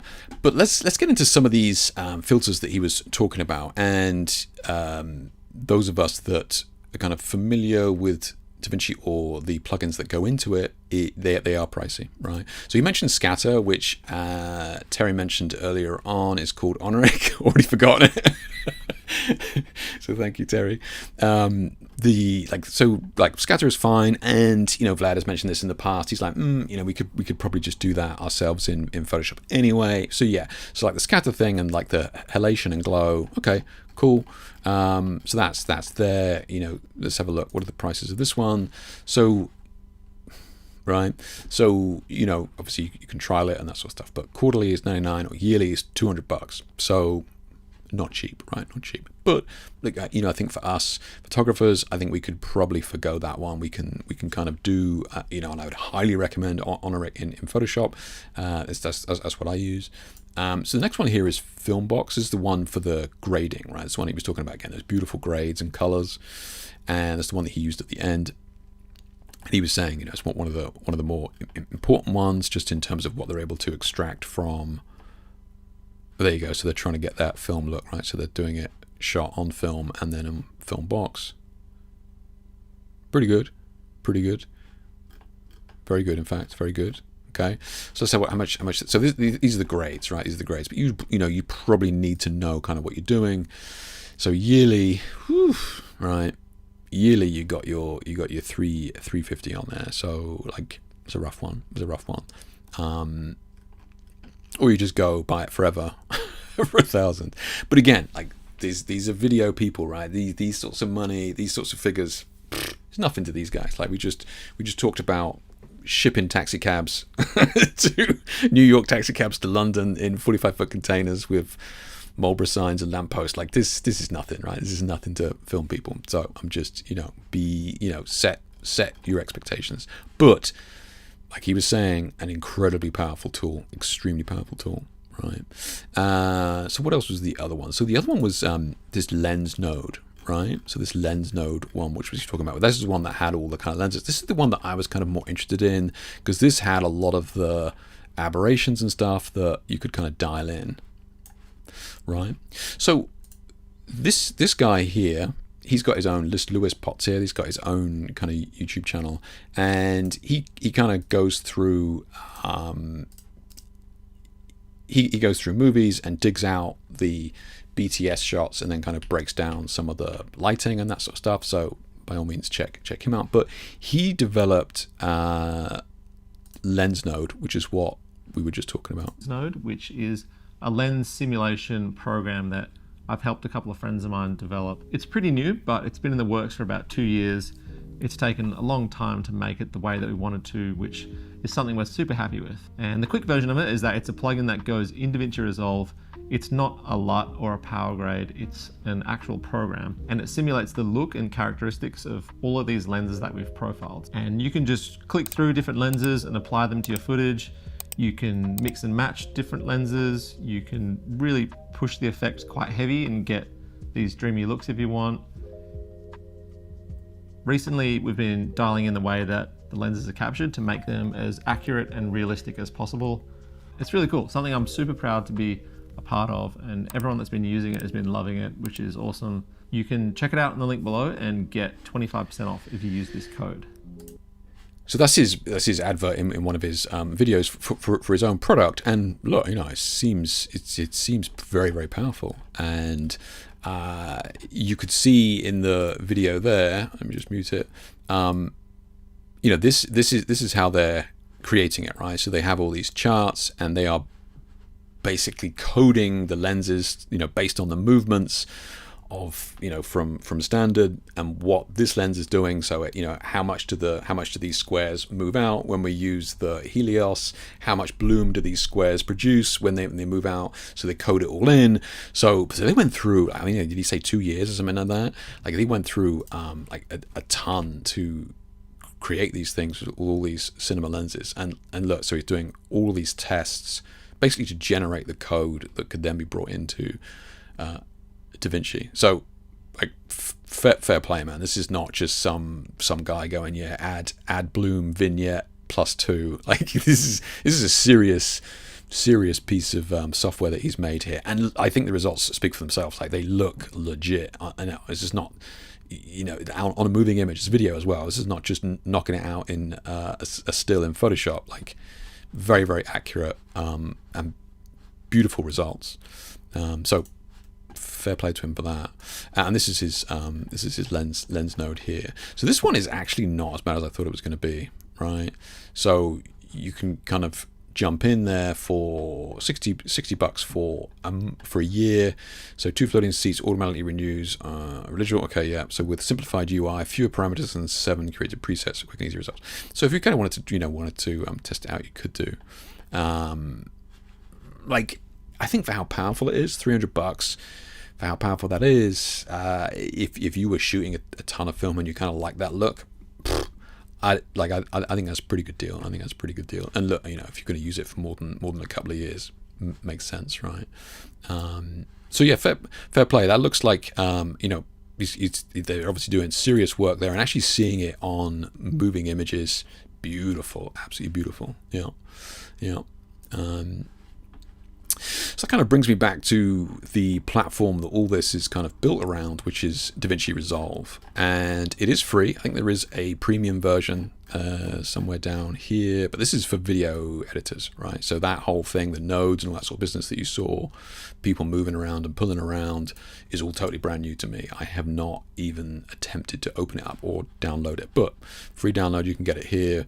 This has got AI features in it as well. I think it's got a few features, but again, for how powerful it is, not expensive, even if you wanted to go all in on it. But I think for what we were doing, especially stills, I know people, seeing that sort of stuff, we're talking about shooting video and that sort of thing, so maybe, you can jump into this, but 99% of what we would need it for, the free one, is probably going to get us started. So, something to think about. I haven't done it. I am seriously tempted, just because I've been playing around a lot with that cinematic vibe in some of the shots, and these results that I'm seeing here from these kind of products look a little bit more expensive, right, than just a quick Lightroom preset, but like the results speak for themselves. Yeah, absolutely beautiful. So yeah, GG's to Patrick there. That's a great video and great shout on some beautiful results. And the fact that, I'm sure he knows what he's doing and he's got beautiful cameras, but his point there in that he's turning these iPhone really pictures, is maybe one of the right? So he's just turning just absolutely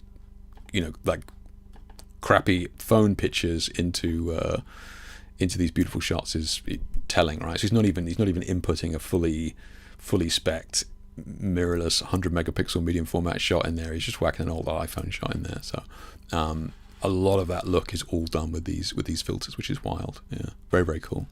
Yeah. So I think I popped a couple of links in chat. If anybody wants links to any of those, then let me know. But yeah, if anybody uses DaVinci or is going to, let me know. I'd be interested to see how you found it, how hard it is. Yeah.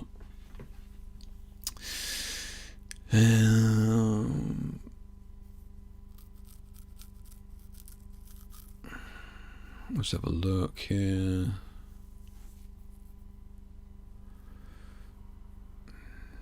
So people talking about different editors up here. Okay, so we're talking about that. Yeah. If some of you have sent me details on these apps already, I apologize that my brain is like a cup of water. Once it's filled up, to put more stuff in, stuff's got to come out. Right. I'm sorry if you guys have sent me stuff. It was great advice if you did. Put it like that. So we went up here. Get lost. Just quickly scoot through these. If you're talking about the editor there, I had a video called Renee talking about Boris Effects. Yeah, it is. Boris Effects is very, very, very powerful, and I am only scratching the surface with it. Obviously, Renee is far more powerful with it. She's able to extract some phenomenal stuff from it. But yeah, I mean, if you had a private call with Renee on going through it, yeah, that's just absolutely the best source for that information, because it's crazy, and she's so quick with it. Yeah. There's a free one over there. Filmworks £1,000 for license. Yeah. Sigma editor. I haven't tried a Sigma editor yet. Loads of free LUTs music clips transitions. Got a Black Friday deal. 135 for a new limited downloads. The images are posted as Photoshop action. Okay. What was Sin talking about there? I don't know if I've been learning DaVinci. Oh, recently, and used a lot of add-ons. Yes, I'm familiar with those, Sin. Yeah, in Verto Elements, yeah, which has a subscription with the free stuff. That's right. Yeah, I think I signed up to them as well, Sin. Now you mention it, and they have some free fonts occasionally that I'm like, oh, that's cool. Yeah, and I grab those. So those of you who are not sure what we're talking about, is it? Those of you who are not sure what we're talking about, you can sign up for free. I mean, they are going to give you, obviously. Emails occasionally, but every month they'll have free stuff, right? So it's kind of worth signing up and getting some of their free downloads. They have like backgrounds and stuff sometimes. It's worth grabbing. I tend to grab their fonts and that sort of thing.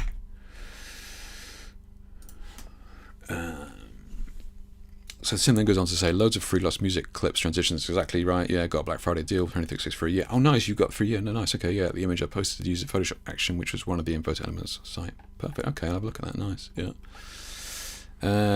200 quid for scatter, 350 for the I'm covered over that. It's horribly slow money for the old Sigma camera files. Oh, this Sigma software. Yeah, every YouTube creator has their own presets for sale. I mean, like. Yeah, it's fine, right? Yeah. We're going to save a perpetual license to then get you no upgrades. So yeah, there's an issue with it, Gripes, right? Where you'll buy the perpetual license and you think, okay, you're done, and then you get what usually upgrades for like 1 year or something, and you like that. Yeah, I agree. It's So if people are looking at buying perpetual licenses, just always try and read the small print for how many free updates you get with that. I mean, look, if you're happy with how it works when you buy it, cool, you should be happy. But if everybody else is having all the new upgrades and you don't, it sucks, right? Yeah, if you use Final Cut Pro, these filters are good to use. Pixel Film Studios, they have a ton of them. Some stuff photographers like too. From Andre there. Okay, good shout. We all recommend the same for videos. I know, Vlad, right? Yeah. And most of you probably sent me the links at some point. Yeah.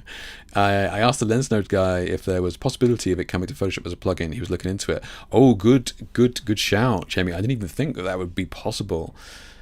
That's a good shout, Jamie. Okay, so just to reiterate what Jamie said there. So he said, I asked the lens node guy, which is the one that I was kind of impressed at with the, like this dude. if there was a possibility of it coming to Photoshop as a plugin, he was looking into it.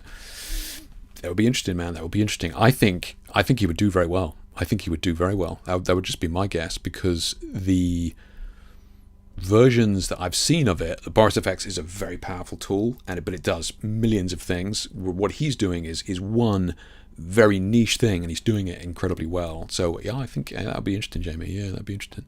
Yeah, yeah. Good shout though, Jamie. I didn't even cross my mind that would even be possible. Yeah. Video people are way more serious than photos, no shade. Cinema people are even more.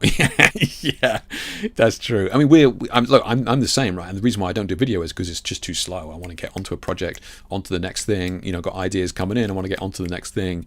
Video and film projects just drag on and on and on. I just want to get onto the next thing. I don't have the patience for video. But you're right. They are very, very passionate for sure. Yeah. DaVinci's 270 for the Pro version. Yeah, gotcha. Yeah, the good stuff is in the plugins you need to add to it. Exactly, Vlad. I agree. That seems to be what I was learning as well. So what Vlad is saying in there is like the free version is cool if you just want to do like your basic cuts and edits, but if you want to actually do anything cool with it and interesting, you kind of need the kind of need the plugins that cost the money, right? Yeah. Does Patrick talk about exporting as well? What should we mean by that one? Yeah. Okay. That was that. Right. Okay. Yeah. If there's any links or anything like that anybody wants, then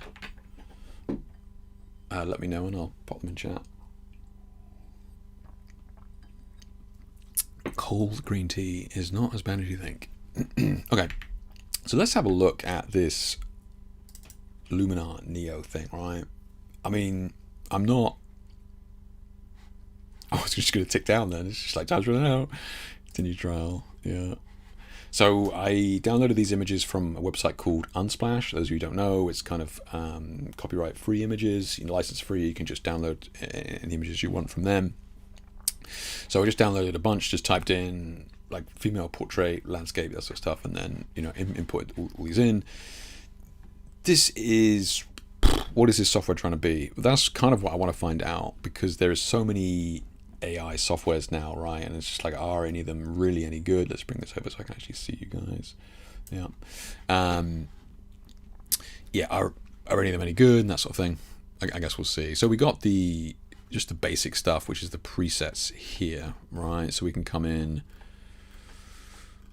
What do we got? Portraits. Here we go. Portraits. So presets and then edit. So let's see. Oh, it's loading, I suppose, because it's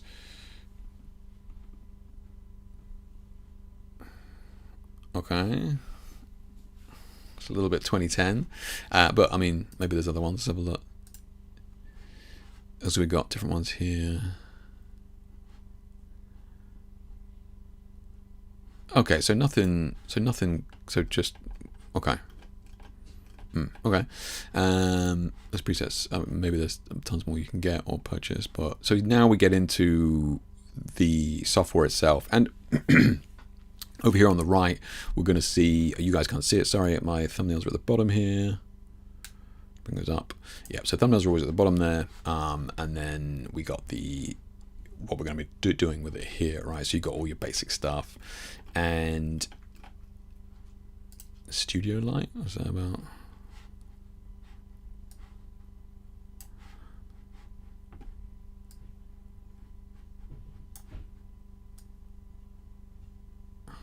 Okay, fine. What else have we got here? So this is actually a retouched image, I think. Yeah, this has definitely been retouched. Let's have a look. What else we got here? Has this been... Yeah, it's been retouched. Let's have a look here. So this is kind of a good one to use, because it's not particularly well lit, with the greatest respect, and his skin's not perfect, right? It hasn't been retouched. It's just a raw file. So I'm just kind of curious as to what we can do here. So we got face AI. Okay, so it just lightens up the face. Okay. And just liquefies the face. Okay. Skins. This is kind of what I was interested about skin wise. So Skin detex removal.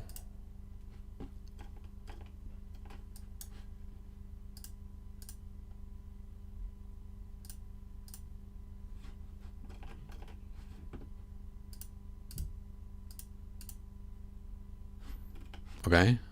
The amount? No, it's just smoothing. That smoothing is bad smoothing as well. Like that's the OG smoothing. Okay. It just knocks back the highlights. Okay. Okay, that's not good, is it? What's this magic light thing? Intensity.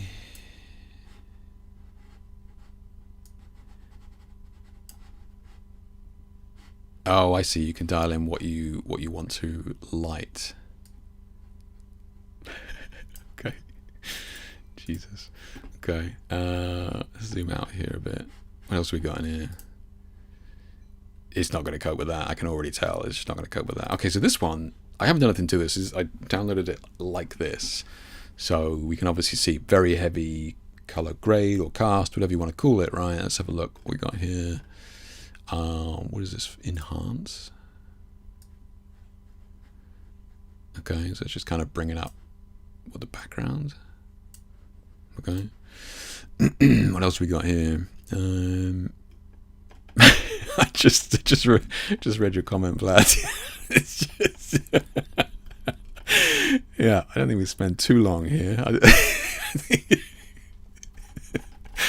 think we don't even need to spend too long. Let's have a look. Remove color cast. Okay, okay, no, okay. So it's trying. It's trying. I mean, I'll be honest. It was a very heavy cast. As you know, probably expecting a lot. Okay, all right. This has already been retouched as well. Okay, fine. I was expecting it to do more like AI crap. I thought it was going to be like you import it and then you click a few buttons and just like ching, you've got your Vogue front cover. I mean, I'm being a little bit facetious, but like not really. I thought that was kind of what I was. Oh, what's this? Light depth. Oh, that's interesting.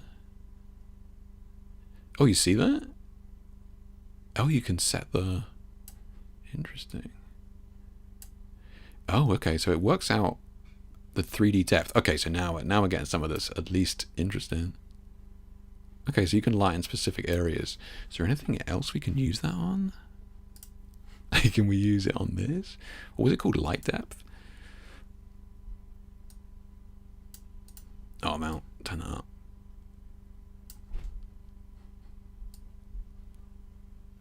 There you go.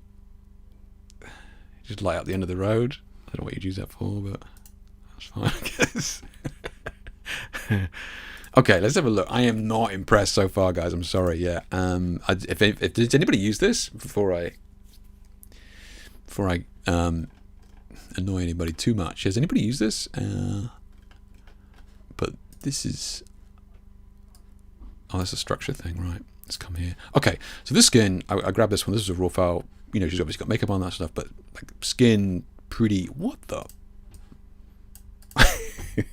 So yeah, skin's pretty bad. Let's see, what are we doing down here? Skin.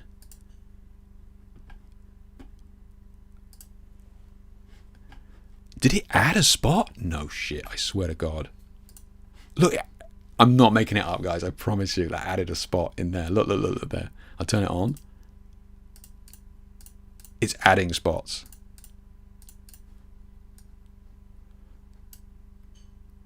Okay.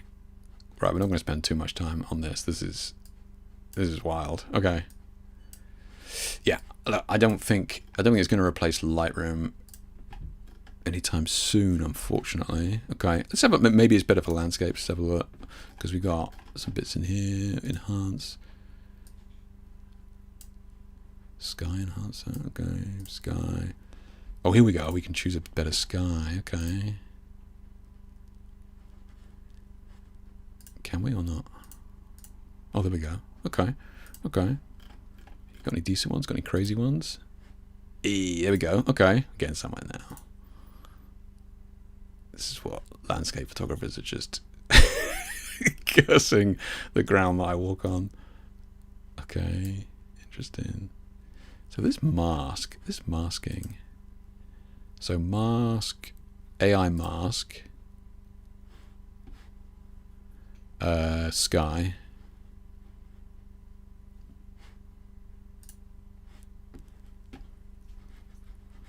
The mask is not. Oh Christ! Come on, man. That mask is terrible. What the hell? Let's try a different one. Sky masking, AI mask, sky. Okay, creep into the mountains there. Okay, I was going to say if it couldn't get that one, like just pack it up and go home. Yeah, masking is not fantastic. AI mask.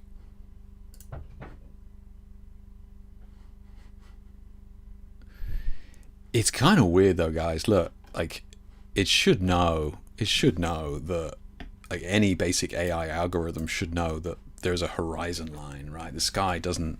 It should know that that shouldn't be included, right? Like it's a horizon line. Even the most basic AI should understand that the horizon, like sky, doesn't continue be like below the horizon. Okay.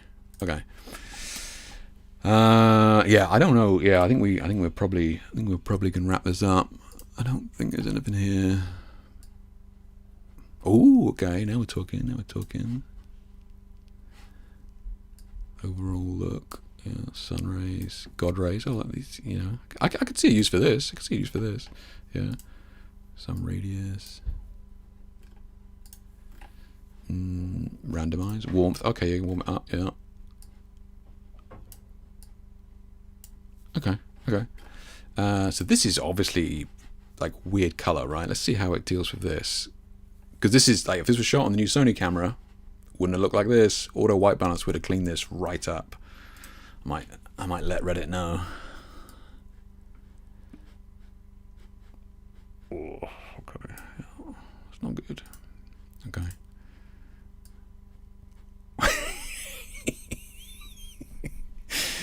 Oh yeah, man. Yeah. 2010, anybody? All right. Okay. Look, I don't think we need to spend any more time here. I don't want. I'm just being mean at this point. Yeah. Look, it's not gonna replace Lightroom. I was expecting it to have more powerful AI tools than this. How much is this thing? Okay, well, at least it's cheap. So perpetual license just on. There's 100 quid just on one time. Okay. Yeah. Okay. So, yeah, like fair. Okay, it's cheap. I mean, maybe it's just cheap because it's Black Friday. Maybe it's always cheap. Yeah. Okay. Anyway, there you go. Let me just see the comments. Yeah. Jesus Christ, you guys are fucking savage.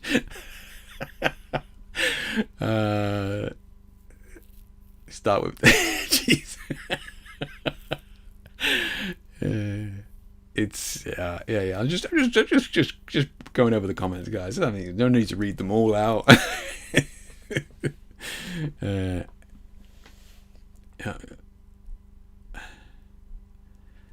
to admit, I was not expecting the AI stuff to be.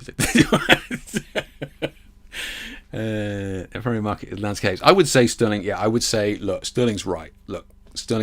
Their primary market is landscapes. You know, we can do some stuff with landscapes here. We've got the skies and that sort of stuff. That's their market, right? I think, you know, you don't want to be, you know, retouching images in here. You can obviously do a bunch with the skies, which is cool. Fair enough, right? Yeah. How do you? Oh, these are the edits I did in here. Okay, so you can non-destructive, right? That's good. Scene relighting. Okay, you can darken that down. Okay. Reflection. I'll give you reflection on the ground here if you want. Okay.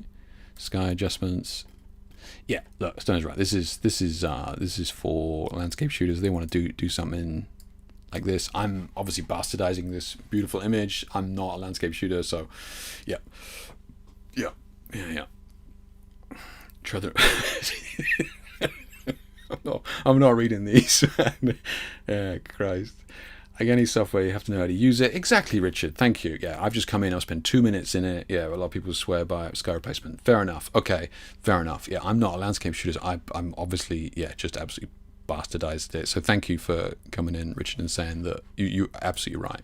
Some idiot heathen like me who's just giving it 30 seconds is unfair. But I think, if you're a landscape shooter, probably spend a little bit more time with it. Yeah, watch the demo at the photo show, and it could make it do stuff. Okay, fair enough, Richard. So you've seen somebody with actual skill use the software and was impressive. Fair enough. And look, I did spend 30 seconds, right? That's not, it's not fair. But at the same time, it's obviously not for me. I was kind of thinking maybe it was going to be skin retouching, right? The AI stuff with skin retouching now is getting pretty wild. I certainly haven't seen many AI skin retouchings ad spots, but again, each different paint shop Windows replacement. Fucking Jesus Christ. I was one of their insiders for. Oh, really? Okay. So again, Sterling's saying here that landscape. Richard's saying landscape as well. So look, this is not designed for most of us in here, especially not myself. So look, I think you get a free trial. It's what I'm using, right? Use 7-day trial if you're interested in it. Check it out. By all means, yeah. Just don't use my affiliate code. I don't have What's with Sky on this one? Let's scan this one. Let's have a look. Get some bangers in there. Okay.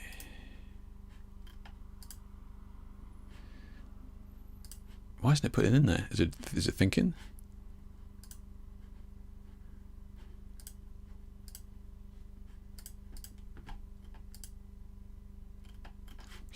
It must be able to tell that's a sky.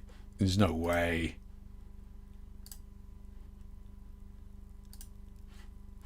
It doesn't see the sky. It doesn't. Let's try a different one. Fuck me. That was crazy. Okay, so I can see the sky in that one. Okay. Wow. Look, you could manually do the mask in that one. Yeah, you could manually do the mask in that one. Yeah. For some reason, that image just wasn't working. Let's wrap it up. We don't need to see it anymore. It's not for me personally. Okay. All right. Let's quit out of that.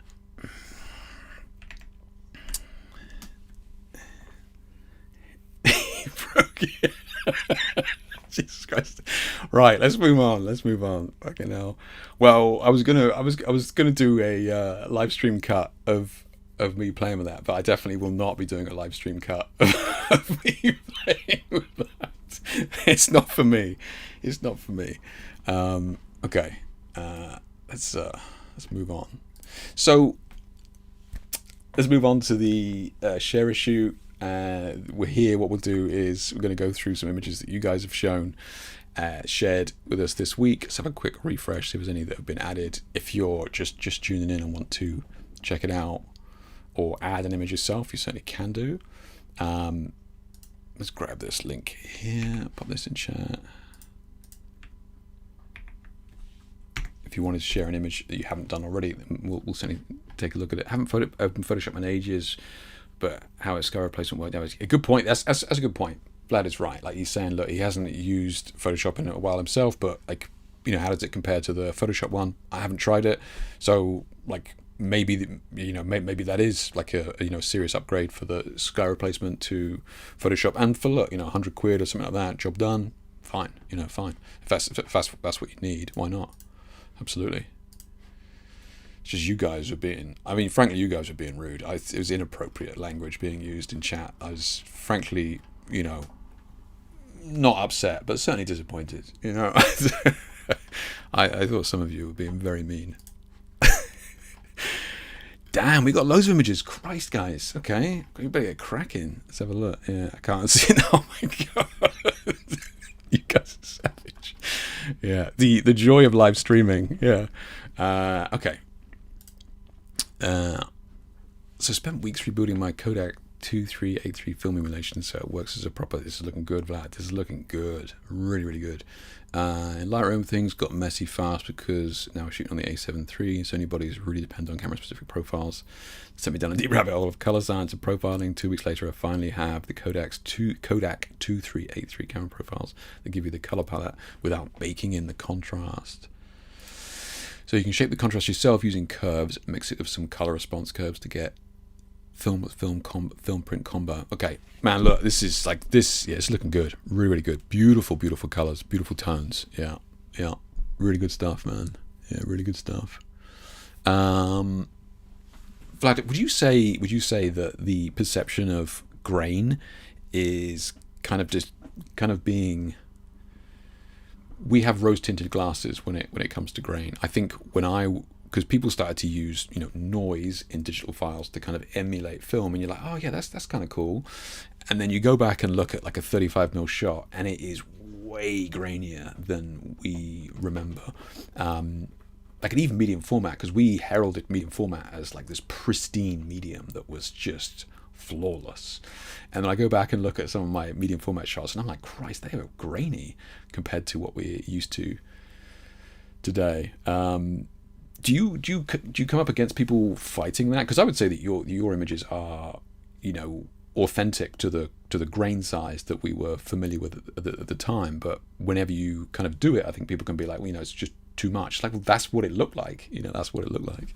But this is beautiful. Yeah, beautiful. So is this the tube here? We can see the catch light in the eye. We can see the light there on the face. Yeah, really, really good, man. Really, really good. Yeah. So these profiles, presets that you work on, are they out yet, or are you working on them? Are they ready to go? If you've got a link that you wanted to share, whack it in chat, and we can certainly take a look. Yeah. Jesus Christ. Sorry for not doing a good job of moderating language. Yeah, exactly, Vlad. Unbelievable. Yeah. Ironically, I think the mods were among the worst offenders. Yeah, some people just hate my grain. So that's it, Vlad. I think that hate comes from this rose-tinted glasses of what grain was. Because I think people who never shot film, let's be honest, most people haven't have this really kind of nostalgic idea of what grain is, but it's way bigger than we kind of remember. Grain nowadays is messy and complicated. Okay, I like grain, use it all the time with black and white music shot. I mean, for that sort of stuff, yeah, I mean, certainly a time and a place. And if you ever want to, go ham, like the HP5 400 black and white that's a dirty grain. Yeah. Peter Coulson actually made loads of grain filters to overlay from film. Okay. Do you know if he was actually making real ones? So what I mean is, like, you scan in like a blank piece of film and then you can kind of overlay it. I've seen people doing that where they sell the actual film scans, just like blank negs, which is actually pretty cool. Yeah. I think I need to open up a little while. That's actually it's just Christ. I mean, thank God I didn't accept the affiliate, right? Thank Christ I didn't go, yeah, sure, I'll take a look. Christ, that would have been wild. Lesson learned. Let's have a look at this. Okay, let's have a look at Vlad's got one here. Sony profiles will be updated this week here. My tube is just a tube replacement there. Yeah, before and after. Okay, yeah, I'll have a look, yeah.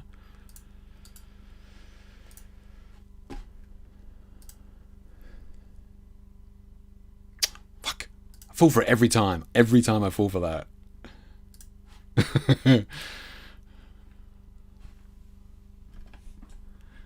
Okay, so these are the ones. So these are the updated ones, right? But you just waiting to update the last Sony ones. Okay. We've got the video in there of it being used. Nice. I mean, the whole aesthetic is good, man. Even like the font choice and stuff is cool. Even like this kind of black and white style effect. It's like, you know, the whole layout is great, man. Yeah, really, really good. It looks clean. It looks good. No refunds allowed. Yeah, good stuff, man. Okay, I'll have to check those out. Yeah. Okay, so that link is in chat, guys. If you're interested, seeing what Vlad is doing, that he's popped that link in there. I've just opened it up, as you can see. Go check it out. Let's have a look at this one here.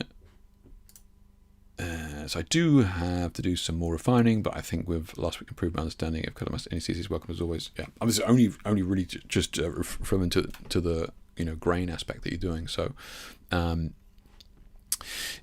what RAW is? Are you shooting on like the normal camera RAW, or are you shooting log or anything like that to kind of get like a different look or anything? I'm just kind of curious. I would definitely remove this thing here in terms of you know, feedback. Just get whatever that black blob is. But yeah, otherwise all good.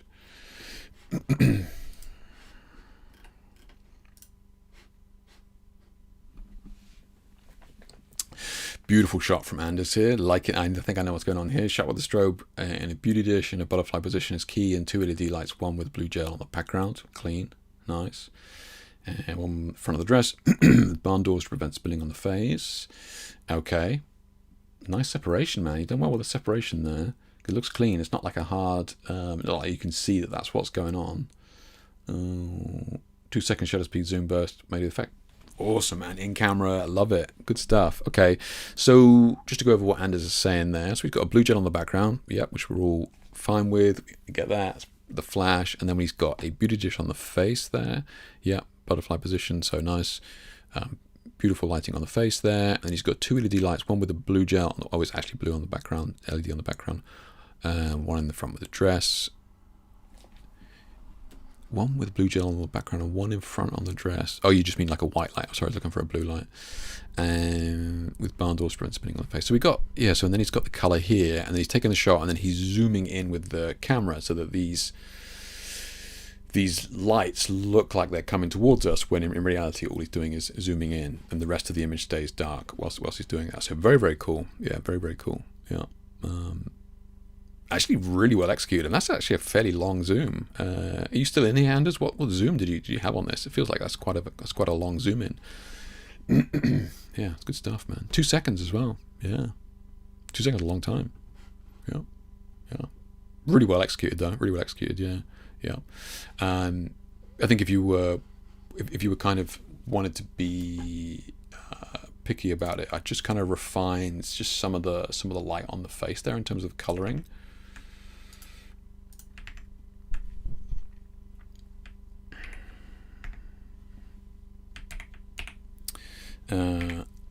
So you know, yeah, just the old technique of grabbing a neutral tone in there, and then a new layer, set it to color, and then just come in.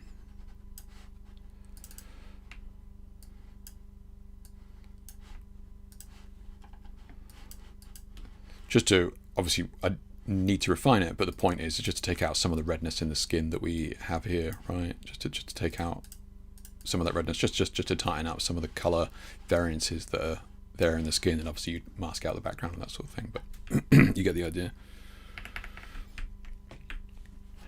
But otherwise, excellent shot. Yeah. So it was a shot here from Sin in YouTube. Shot with a seamless paper background. The skeleton was projected. Oh yeah, it was projected using an optical snoot and the tornado effect done in Photoshop with no AI generated content. Interesting. Okay, so it's not AI. I mean, you know, with the greatest respect, you've certainly used Midjourney in the past and that sort of thing. So you know, it's good to highlight what is and isn't AI. Okay, so I can see the skeleton now in there. It's projected with the spot, and then this is a tornado effect done in post in Photoshop. I haven't seen that effect. Okay, it's not just a regular filter, right? Is that a process that you're doing to achieve that? Colors are great as always, man. Yeah, really cool, beautiful colors. Yeah, good stuff. So what's the skeleton plan there? So is that trying to be on the background? So you're trying to, because yeah, sadly I can't make out that it's a skeleton unless you said. Yeah, so I don't know whether moving the placement of that or something like that, but yeah. Creative though, yeah, I like it. Yeah, colors are good. Yeah, interesting aspect ratio as well. Got the old cinema crop in there. So we got posted a crop version of Facebook window. Yeah, okay, gotcha. Yeah, nice. Thank you for doing that, which is great. It means we get to actually see it a little bit zoomed in. Okay, so we can see the skeleton back there. We got the effect around. So, oh, I see. So it's like shattering. Yeah, that is cool actually. Now that yeah, thank you for adding that larger version. You can kind of definitely see it's exploding out. Yeah. Okay. Yeah, that's cool. Yeah. I don't actually mind that crop. Sin. I know you had like the widest shot in mind, but I don't mind that crop at all. To be fair. Yeah. It kind of looks like she's pushing the edges of the frame. Kind of cool. Yeah.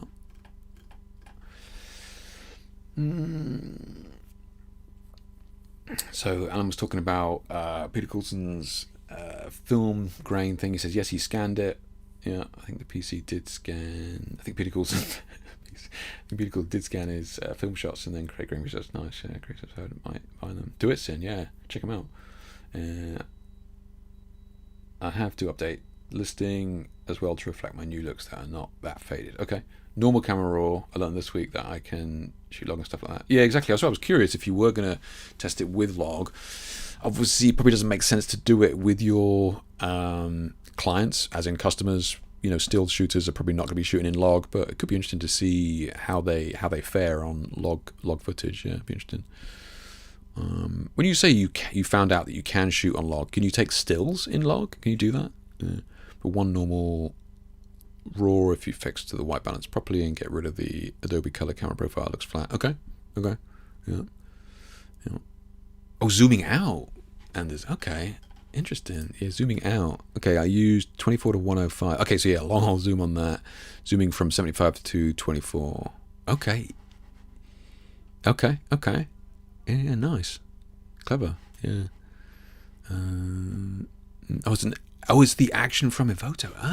Okay. So they're using the tools within Photoshop's Sin, right? So they'll be using the tools in there. Okay, that's cool. Yeah. Clever. That job done, yeah. It's a skeleton smoking a blunt. I can take still raws from the S-Log 2 and S-Log 3 gamma baked in them, but it forced me to... Oh, interesting. Forced you to ISO 800. Okay. Some cameras have a native ISO 200 and then a dual native ISO of something higher than that, like 800. Is that the higher native ISO? Do you know?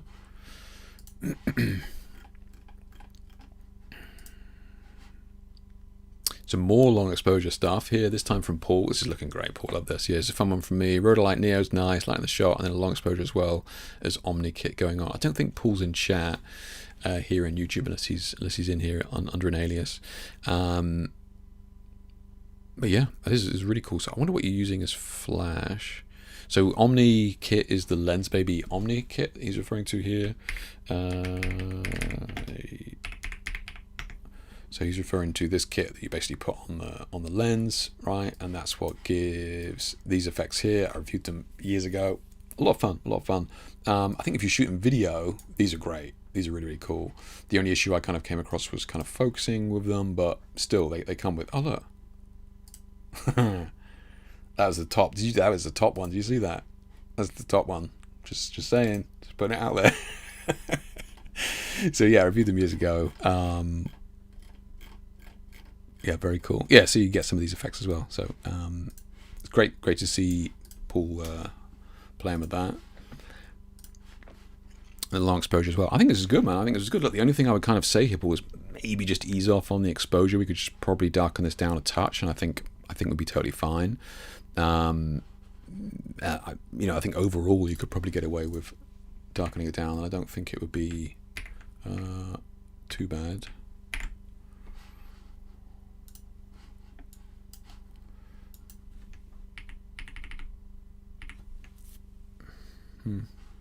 Try curve instead.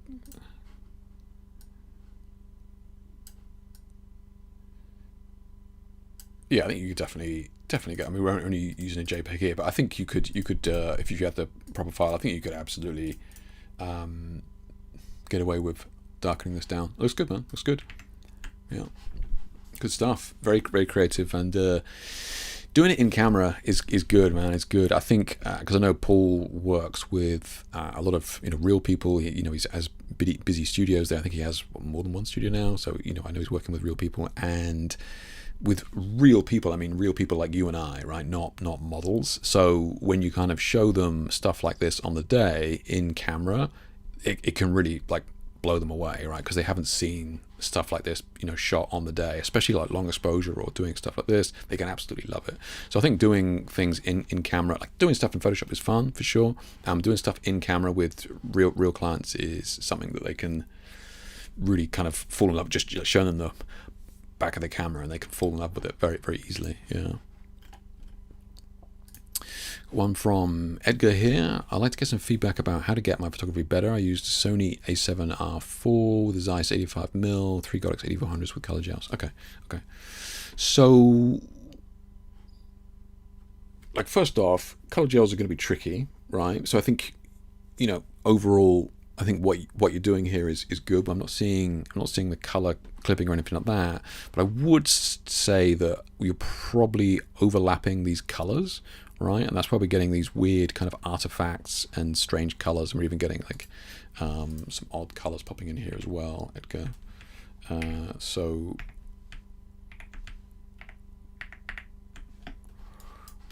let's have a look here. So we got the, so we can see the color here, right? So we can see we don't have the orange that we kind of want, and then we come down here and we kind of almost get this weird kind of greeny tinge in there as well, and that's where the colors are kind of overlapping. So one way around that is to make sure that they're very separate, and that blue is maybe falling on too much of her there. So like the orange looks kind of good, right? Orange is not falling on the front too much, unless it's difficult to tell because I think maybe you might be fudging the numbers a little bit here with the retouch, because I'm just looking again and I can just see that the orange is creeping around on the nose here. So maybe the orange is coming around more to the front than I was originally thinking. Maybe you've kind of added a bit more blue in the face in post. But keeping the colors separate is going to be what gives you these strong, rich colors, right? So let me just show you what I mean. So, okay, this is the background, and then you have your model here, and let's just say this is what, looking off to left here. You got your camera. What we want to do is make sure that the light. I'm just looking at I'm cropping it off, but what you want to make sure, I'm not sure we're using a softbox or a strip box or something like that. We want to make sure that the lights that we are using are going to be separated. So we don't want like a softbox here, because here we're going to have the orange coming from here and the blue coming from here. So they're going to be falling in the same area. And this is what's kind of, I'm exaggerating, but this is what's causing these kind of weird artifacts and kind of muddy colors here, because the two lights are falling in the same space. If you've been watching before, you'll know that the orange and blue, when they mix, create this neutralized color. I'll just show you this again.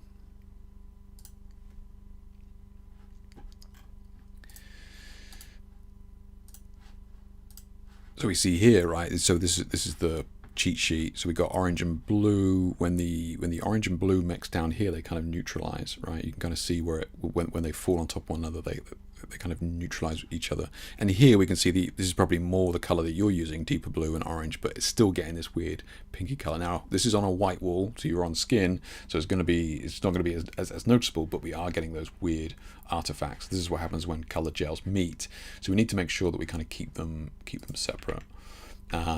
So yeah, having the lights separate, and if you wanted to just play with it to begin with, you could have it set out, have your model, boom, you're here, and if you wanted to just test it out, just to kind of play with it, right, you'd have a color here, let's say the orange from behind, and then on the opposite side here,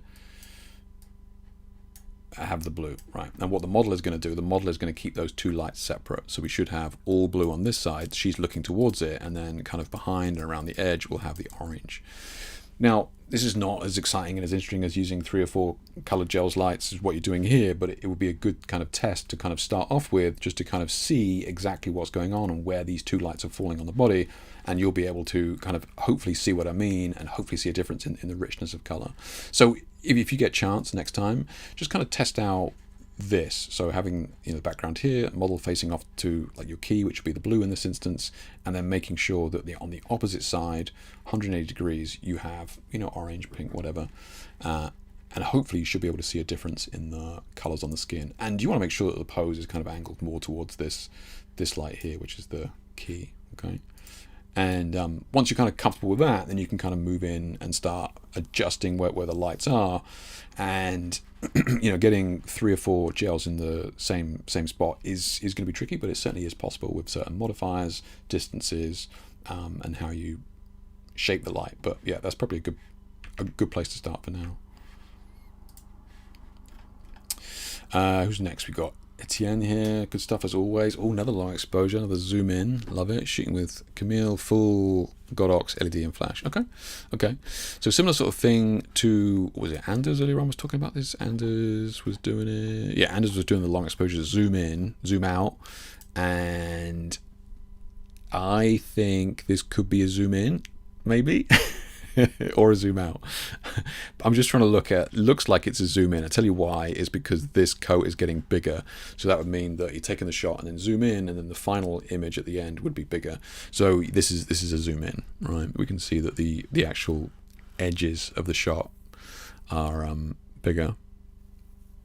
So he's got a gobo on the back here, which is cool. Got a little bit of interest in the background. He's got light on the model, flash on the model, and then he's got a light behind the model here, which is the LED, and then he's kind of zooming out, yeah, with that.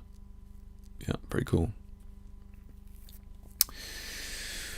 Let's have a look. I have no idea how the dual ISO stuff works. Yeah, it is kind of weird. I mean, I certainly don't know off the top of my head when cameras started introducing the dual native ISOs, but I think a lot of the video cameras have it for the reasons you've just spoken about, right? A lot of the, you know, video stuff is shot at far higher ISO for some reason. Yeah. Pretty usual. The Sony cameras are strange creatures. Are like that you can tweak everything. It is. Yeah. But juggling all this things gets complicated. Yeah. That is true, Vlad. Yeah. If you're somebody that likes to adjust, you know, every little thing, it's like difference between Android users and iPhone users, right? Somebody like me who is not worried about all those settings, iPhone is fine. But people who want to adjust everything have that. So I think that's probably a good example of one of the Sony cameras. Yeah. So Alan says, do you flag to stop colors mixing? No, Alan, yeah, I never flag any of the colors. You don't need to. If you have proper light control and you're using specific modifiers, specific color of, you know, like the internals of modifiers, the distance, drop off and all that sort of stuff, you can do all of it without flags. I've never used any flags in any of my gel shots. Yeah. It's all done with just managing the light with distance and modifier. Yeah. This is a great shot, Etienne. Really well done. Really well executed as well. Really bold. Definitely eye-catching for sure. Good job, man. Good job. Shot here from Fabian. Let's have a look. Oh, nice. Some more color. We got a lot of color today. Fabian says shot with 4 220 watt LED lamps from Rolly. Yeah.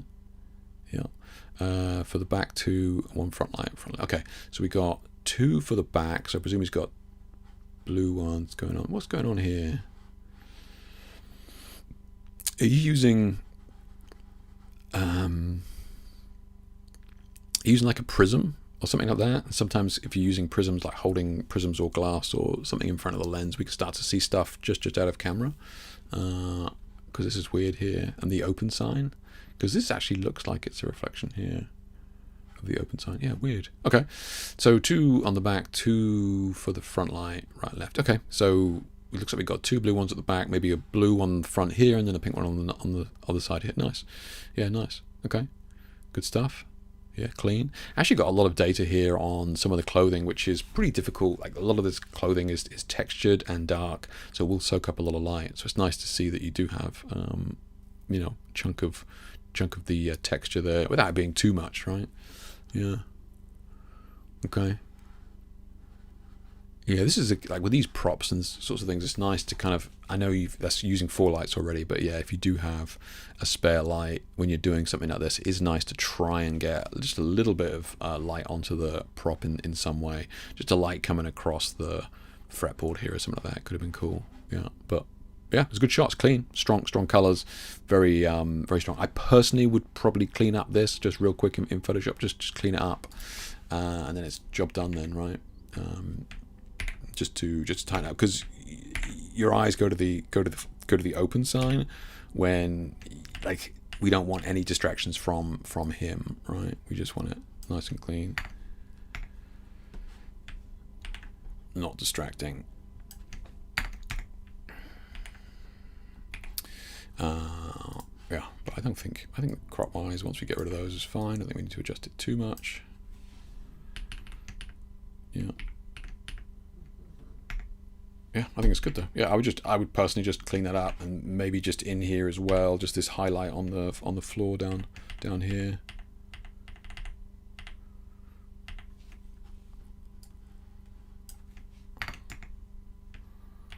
So it's not distracting, right? Yeah, but otherwise, good stuff. Yeah, I would still probably darken up the background as well, so more of the focus is on him. Yeah, so.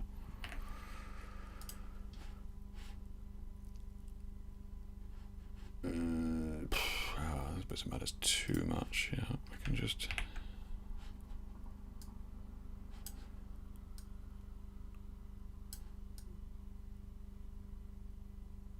We don't want to get it. You can always manage that with the gradient on the background if you want.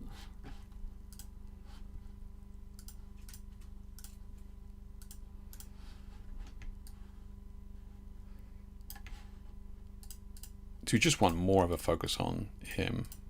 So just making sure that the background isn't too bright and distracting, right? And as a byproduct of us darkening down that blue, it makes the pink pop even more. Yeah. Good shot there. Very cool. Right, it's getting near dinner time. Start mopping up some of the stragglers here. This is cool, Stellan. This is really cool. Yeah, I like this. We were talking about moire last stream, right? Decided to throw a different image from that shooting with a different model. Very cool. Yeah, very cool. Oh, nice. And long exposure as well. So this is cool. Long exposure like this is really cool as well, where it's just kind of subtle. Like it's not over the top. Just very kind of subtle. This is good, man. Yeah, I like it. Like it a lot. Yeah, very cool. And this is not creating the moire that we were kind of concerned about. It's just the mesh is just wide enough. But yeah, beautiful, subtle, long exposure. Yeah, I wasn't being, knocked over by it as soon as I saw the shot, but it kind of adds that extra layer of interest to it. Very cool. Yeah, beautiful. Good stuff, man. Good stuff. It's interesting to see the moire not being there. Did this edit during the stream, use Boris effects, original image attached. Okay. I think I preferred the other one, man. Yeah, personally, I think I preferred this brighter one. I think the face being brighter there works for me, but it's always cool to have variations, right? Yeah. Do you have the new version of Boris FX, Sterling? If you're still here, do you have the new? Was it 2026? Do you get it as an update, or do you have to purchase it again? One from Daz here. One old Bowen's Gemini, nice, the classics. Yeah, with a snoot, needed something harsh as ISO was 1250. Okay. I mean, normally I'm not a huge fan of harsh light, but this works in this, right? We got very strong, very powerful pose, down low, very dynamic pose, and we have super kind of graphic details with the shirt as well. Actually, this works, man. Very strong light. You got the light up high enough, just high enough there. Just having a little bit of light under here, I would, if it's probably just put it up an extra foot of height with her chin up like this, just to make sure we have, the light coming down a little bit more. But otherwise, yeah, really, I think it works well. Yeah, I'm struggling with the orientation of this as well as to whether to level it out, but at the same time, I also think going more might even help it as well, because it's a very kind of striking image. So I think the off kilter angle is kind of acceptable here. Another blur image from Tony, bless him. Okay, Tony's getting even more and more abstract as the weeks go by. Love it though. Okay, so again, Tony playing with the long exposure stuff. These beautiful soft colors in there, which I presume some of that is in post. But yeah, and again, this kind of issue when we light somebody from behind like this, we get this weird pocket of shadow on the front of the face, so something to kind of watch out for. But at the same time, I understand you're trying to keep the light separate from this side of the face. You just want to light this, so you know, I get it. But yeah, beautiful colors though. Yeah, beautiful colors. Yeah. It's freestyle. Okay, nice. Okay, so yeah, it's free update. That's cool. Okay. Yeah. Boris, yeah. Have you got Boris FX as well, Sin? Okay, nice. Yeah. I haven't played with the new update yet, but what I was playing with in the beta seemed very cool. Like the depth masks, like awesome. Yeah, very, very cool. So last one here from Timothy. Beautiful kind of mystical whimsy shot here. Window light and white bounce soft surface. Huge catch lights in the eyes. I like that a lot. Yeah, very cool. And very kind of, like I said, whimsical, right? Kind of mysterious shot, but very subtle exposure difference from two sides of the face here. It's nice though. Like, what is it? I mean, like a third of a stop, half a stop difference in power here. So a beautiful kind of roll off of exposure. Yeah.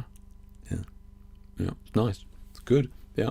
Again, I'm always a pain in the ass stickler for these hair lights. I'd still just bring this highlight, just bring that light up a little bit higher, just to bring that up just a little bit more, just to mimic the obvious top light that we have on this side, right? So, top light on this side, the key up nice and high, and then if we don't have the light behind high as well, it kind of creates this kind of visual dissonance with the light and shadow. So bring up that hair light a little bit higher. But you did a good job to make sure that it didn't touch the nose. That would have been a nightmare. Yeah, very cool though. Very cool. Good stuff. Great submissions, everyone. Yeah, exactly, Trevor. Yeah, I concur with that. Yeah. So slow. Oh, is this you? This is you here, Daz. Yeah. I played with the angle forever. Decided she was too rock and roll. That's what I mean. Yeah, I was looking at it going, because my knee-jerk reaction is to always level these out, but I'm looking at it going, could we even go even more? Really kind of lean into that angle even more. So look, I think it works. Yeah, I think it works. Yeah, very cool. Yeah. And I was freaking out with how much I was freaked out with the death mouse and birds. Yeah, I can imagine you two on a call. It's priceless. Yeah, it's amazing. Yeah, you're pleased with it. Yeah, it is good. Yeah, it is good. All right then, guys, let's start wrapping up. It's getting close to dinner time over here. As always, don't forget to check out my online workshops. Anybody's interested. No Lightroom presets, I'm afraid, but online training and courses I do have, so check those out. These are all for the more kind of advanced techniques and setups, whether it be cinema or projector or color and that sort of thing. So you can check all those out there. Yeah, I did not know I could make chat smaller like that. That's actually pretty useful. Yeah, so check those out. That's the online workshops. New in-person workshops will be next year. So I'm going to put a page together for people to kind of sign up who are interested first, and I'll get the dates in. It won't be till February, March at the earliest, just because we've got a lot going on. And I'm looking to do water shoots as well. They're only available like for a brief period in the middle of the year when it's warm enough to do them in the studio. But you guys may remember I did that water shoot last year. Not last year, a few months ago. It felt like last year. Probably even a couple of months ago. And yeah, it was pretty cool. I was thinking maybe if we could kind of do those as a workshop would be awesome. Just rent out that tank and do some workshops like that. That'd be cool. So anyway, yeah, keep an eye open for those in the new year. But if you're too far away, sadly, geography gets in the way, then yeah, check out the online workshops. And obviously I do have mentoring as well if you're interested in, you know, getting into the details of developing a personal style or retouching and that sort of thing. Okay. Editing, right.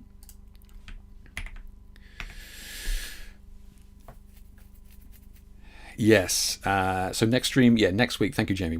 Thank you for reminding me. So next stream will be the Christmas stream. So we'll be playing games. Well, one game which is Would You Rather Photo Edition, and there will be prizes. There will be a Lightroom preset pack. Hopefully that will be managed by Vlad. So it'll all be bow tie and everything. It'll all look pucker for you by the time you download it.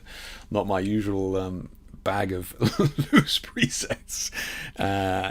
So tune in next Tuesday, right? Christmas stream next Tuesday, same time, and we'll do that. That'd be good. That'd be fun. It's always a little bit of fun to do those. So we can definitely check that out. I will give you rainbow LEDs. That's as Christmassy as I'll probably get. Don't make chat smally belly see it now. That's true, actually. Yeah, that's true, Wayne. Yeah, good shout. That's a good point, actually. Yeah. So don't miss the fun and games next week. Hitting the bell. Oh yeah, make sure you hit the bell so that you know about the stream next week and the reminder and all that sort of stuff. Guys, it has been another fascinating stream. It's been an absolute pleasure. Some of these will or will not be edited, deleted. So thankfully you were here live. I just need to find the window that actually has the end stream icon on it. Take care, guys. I'll catch you in the next one. See you.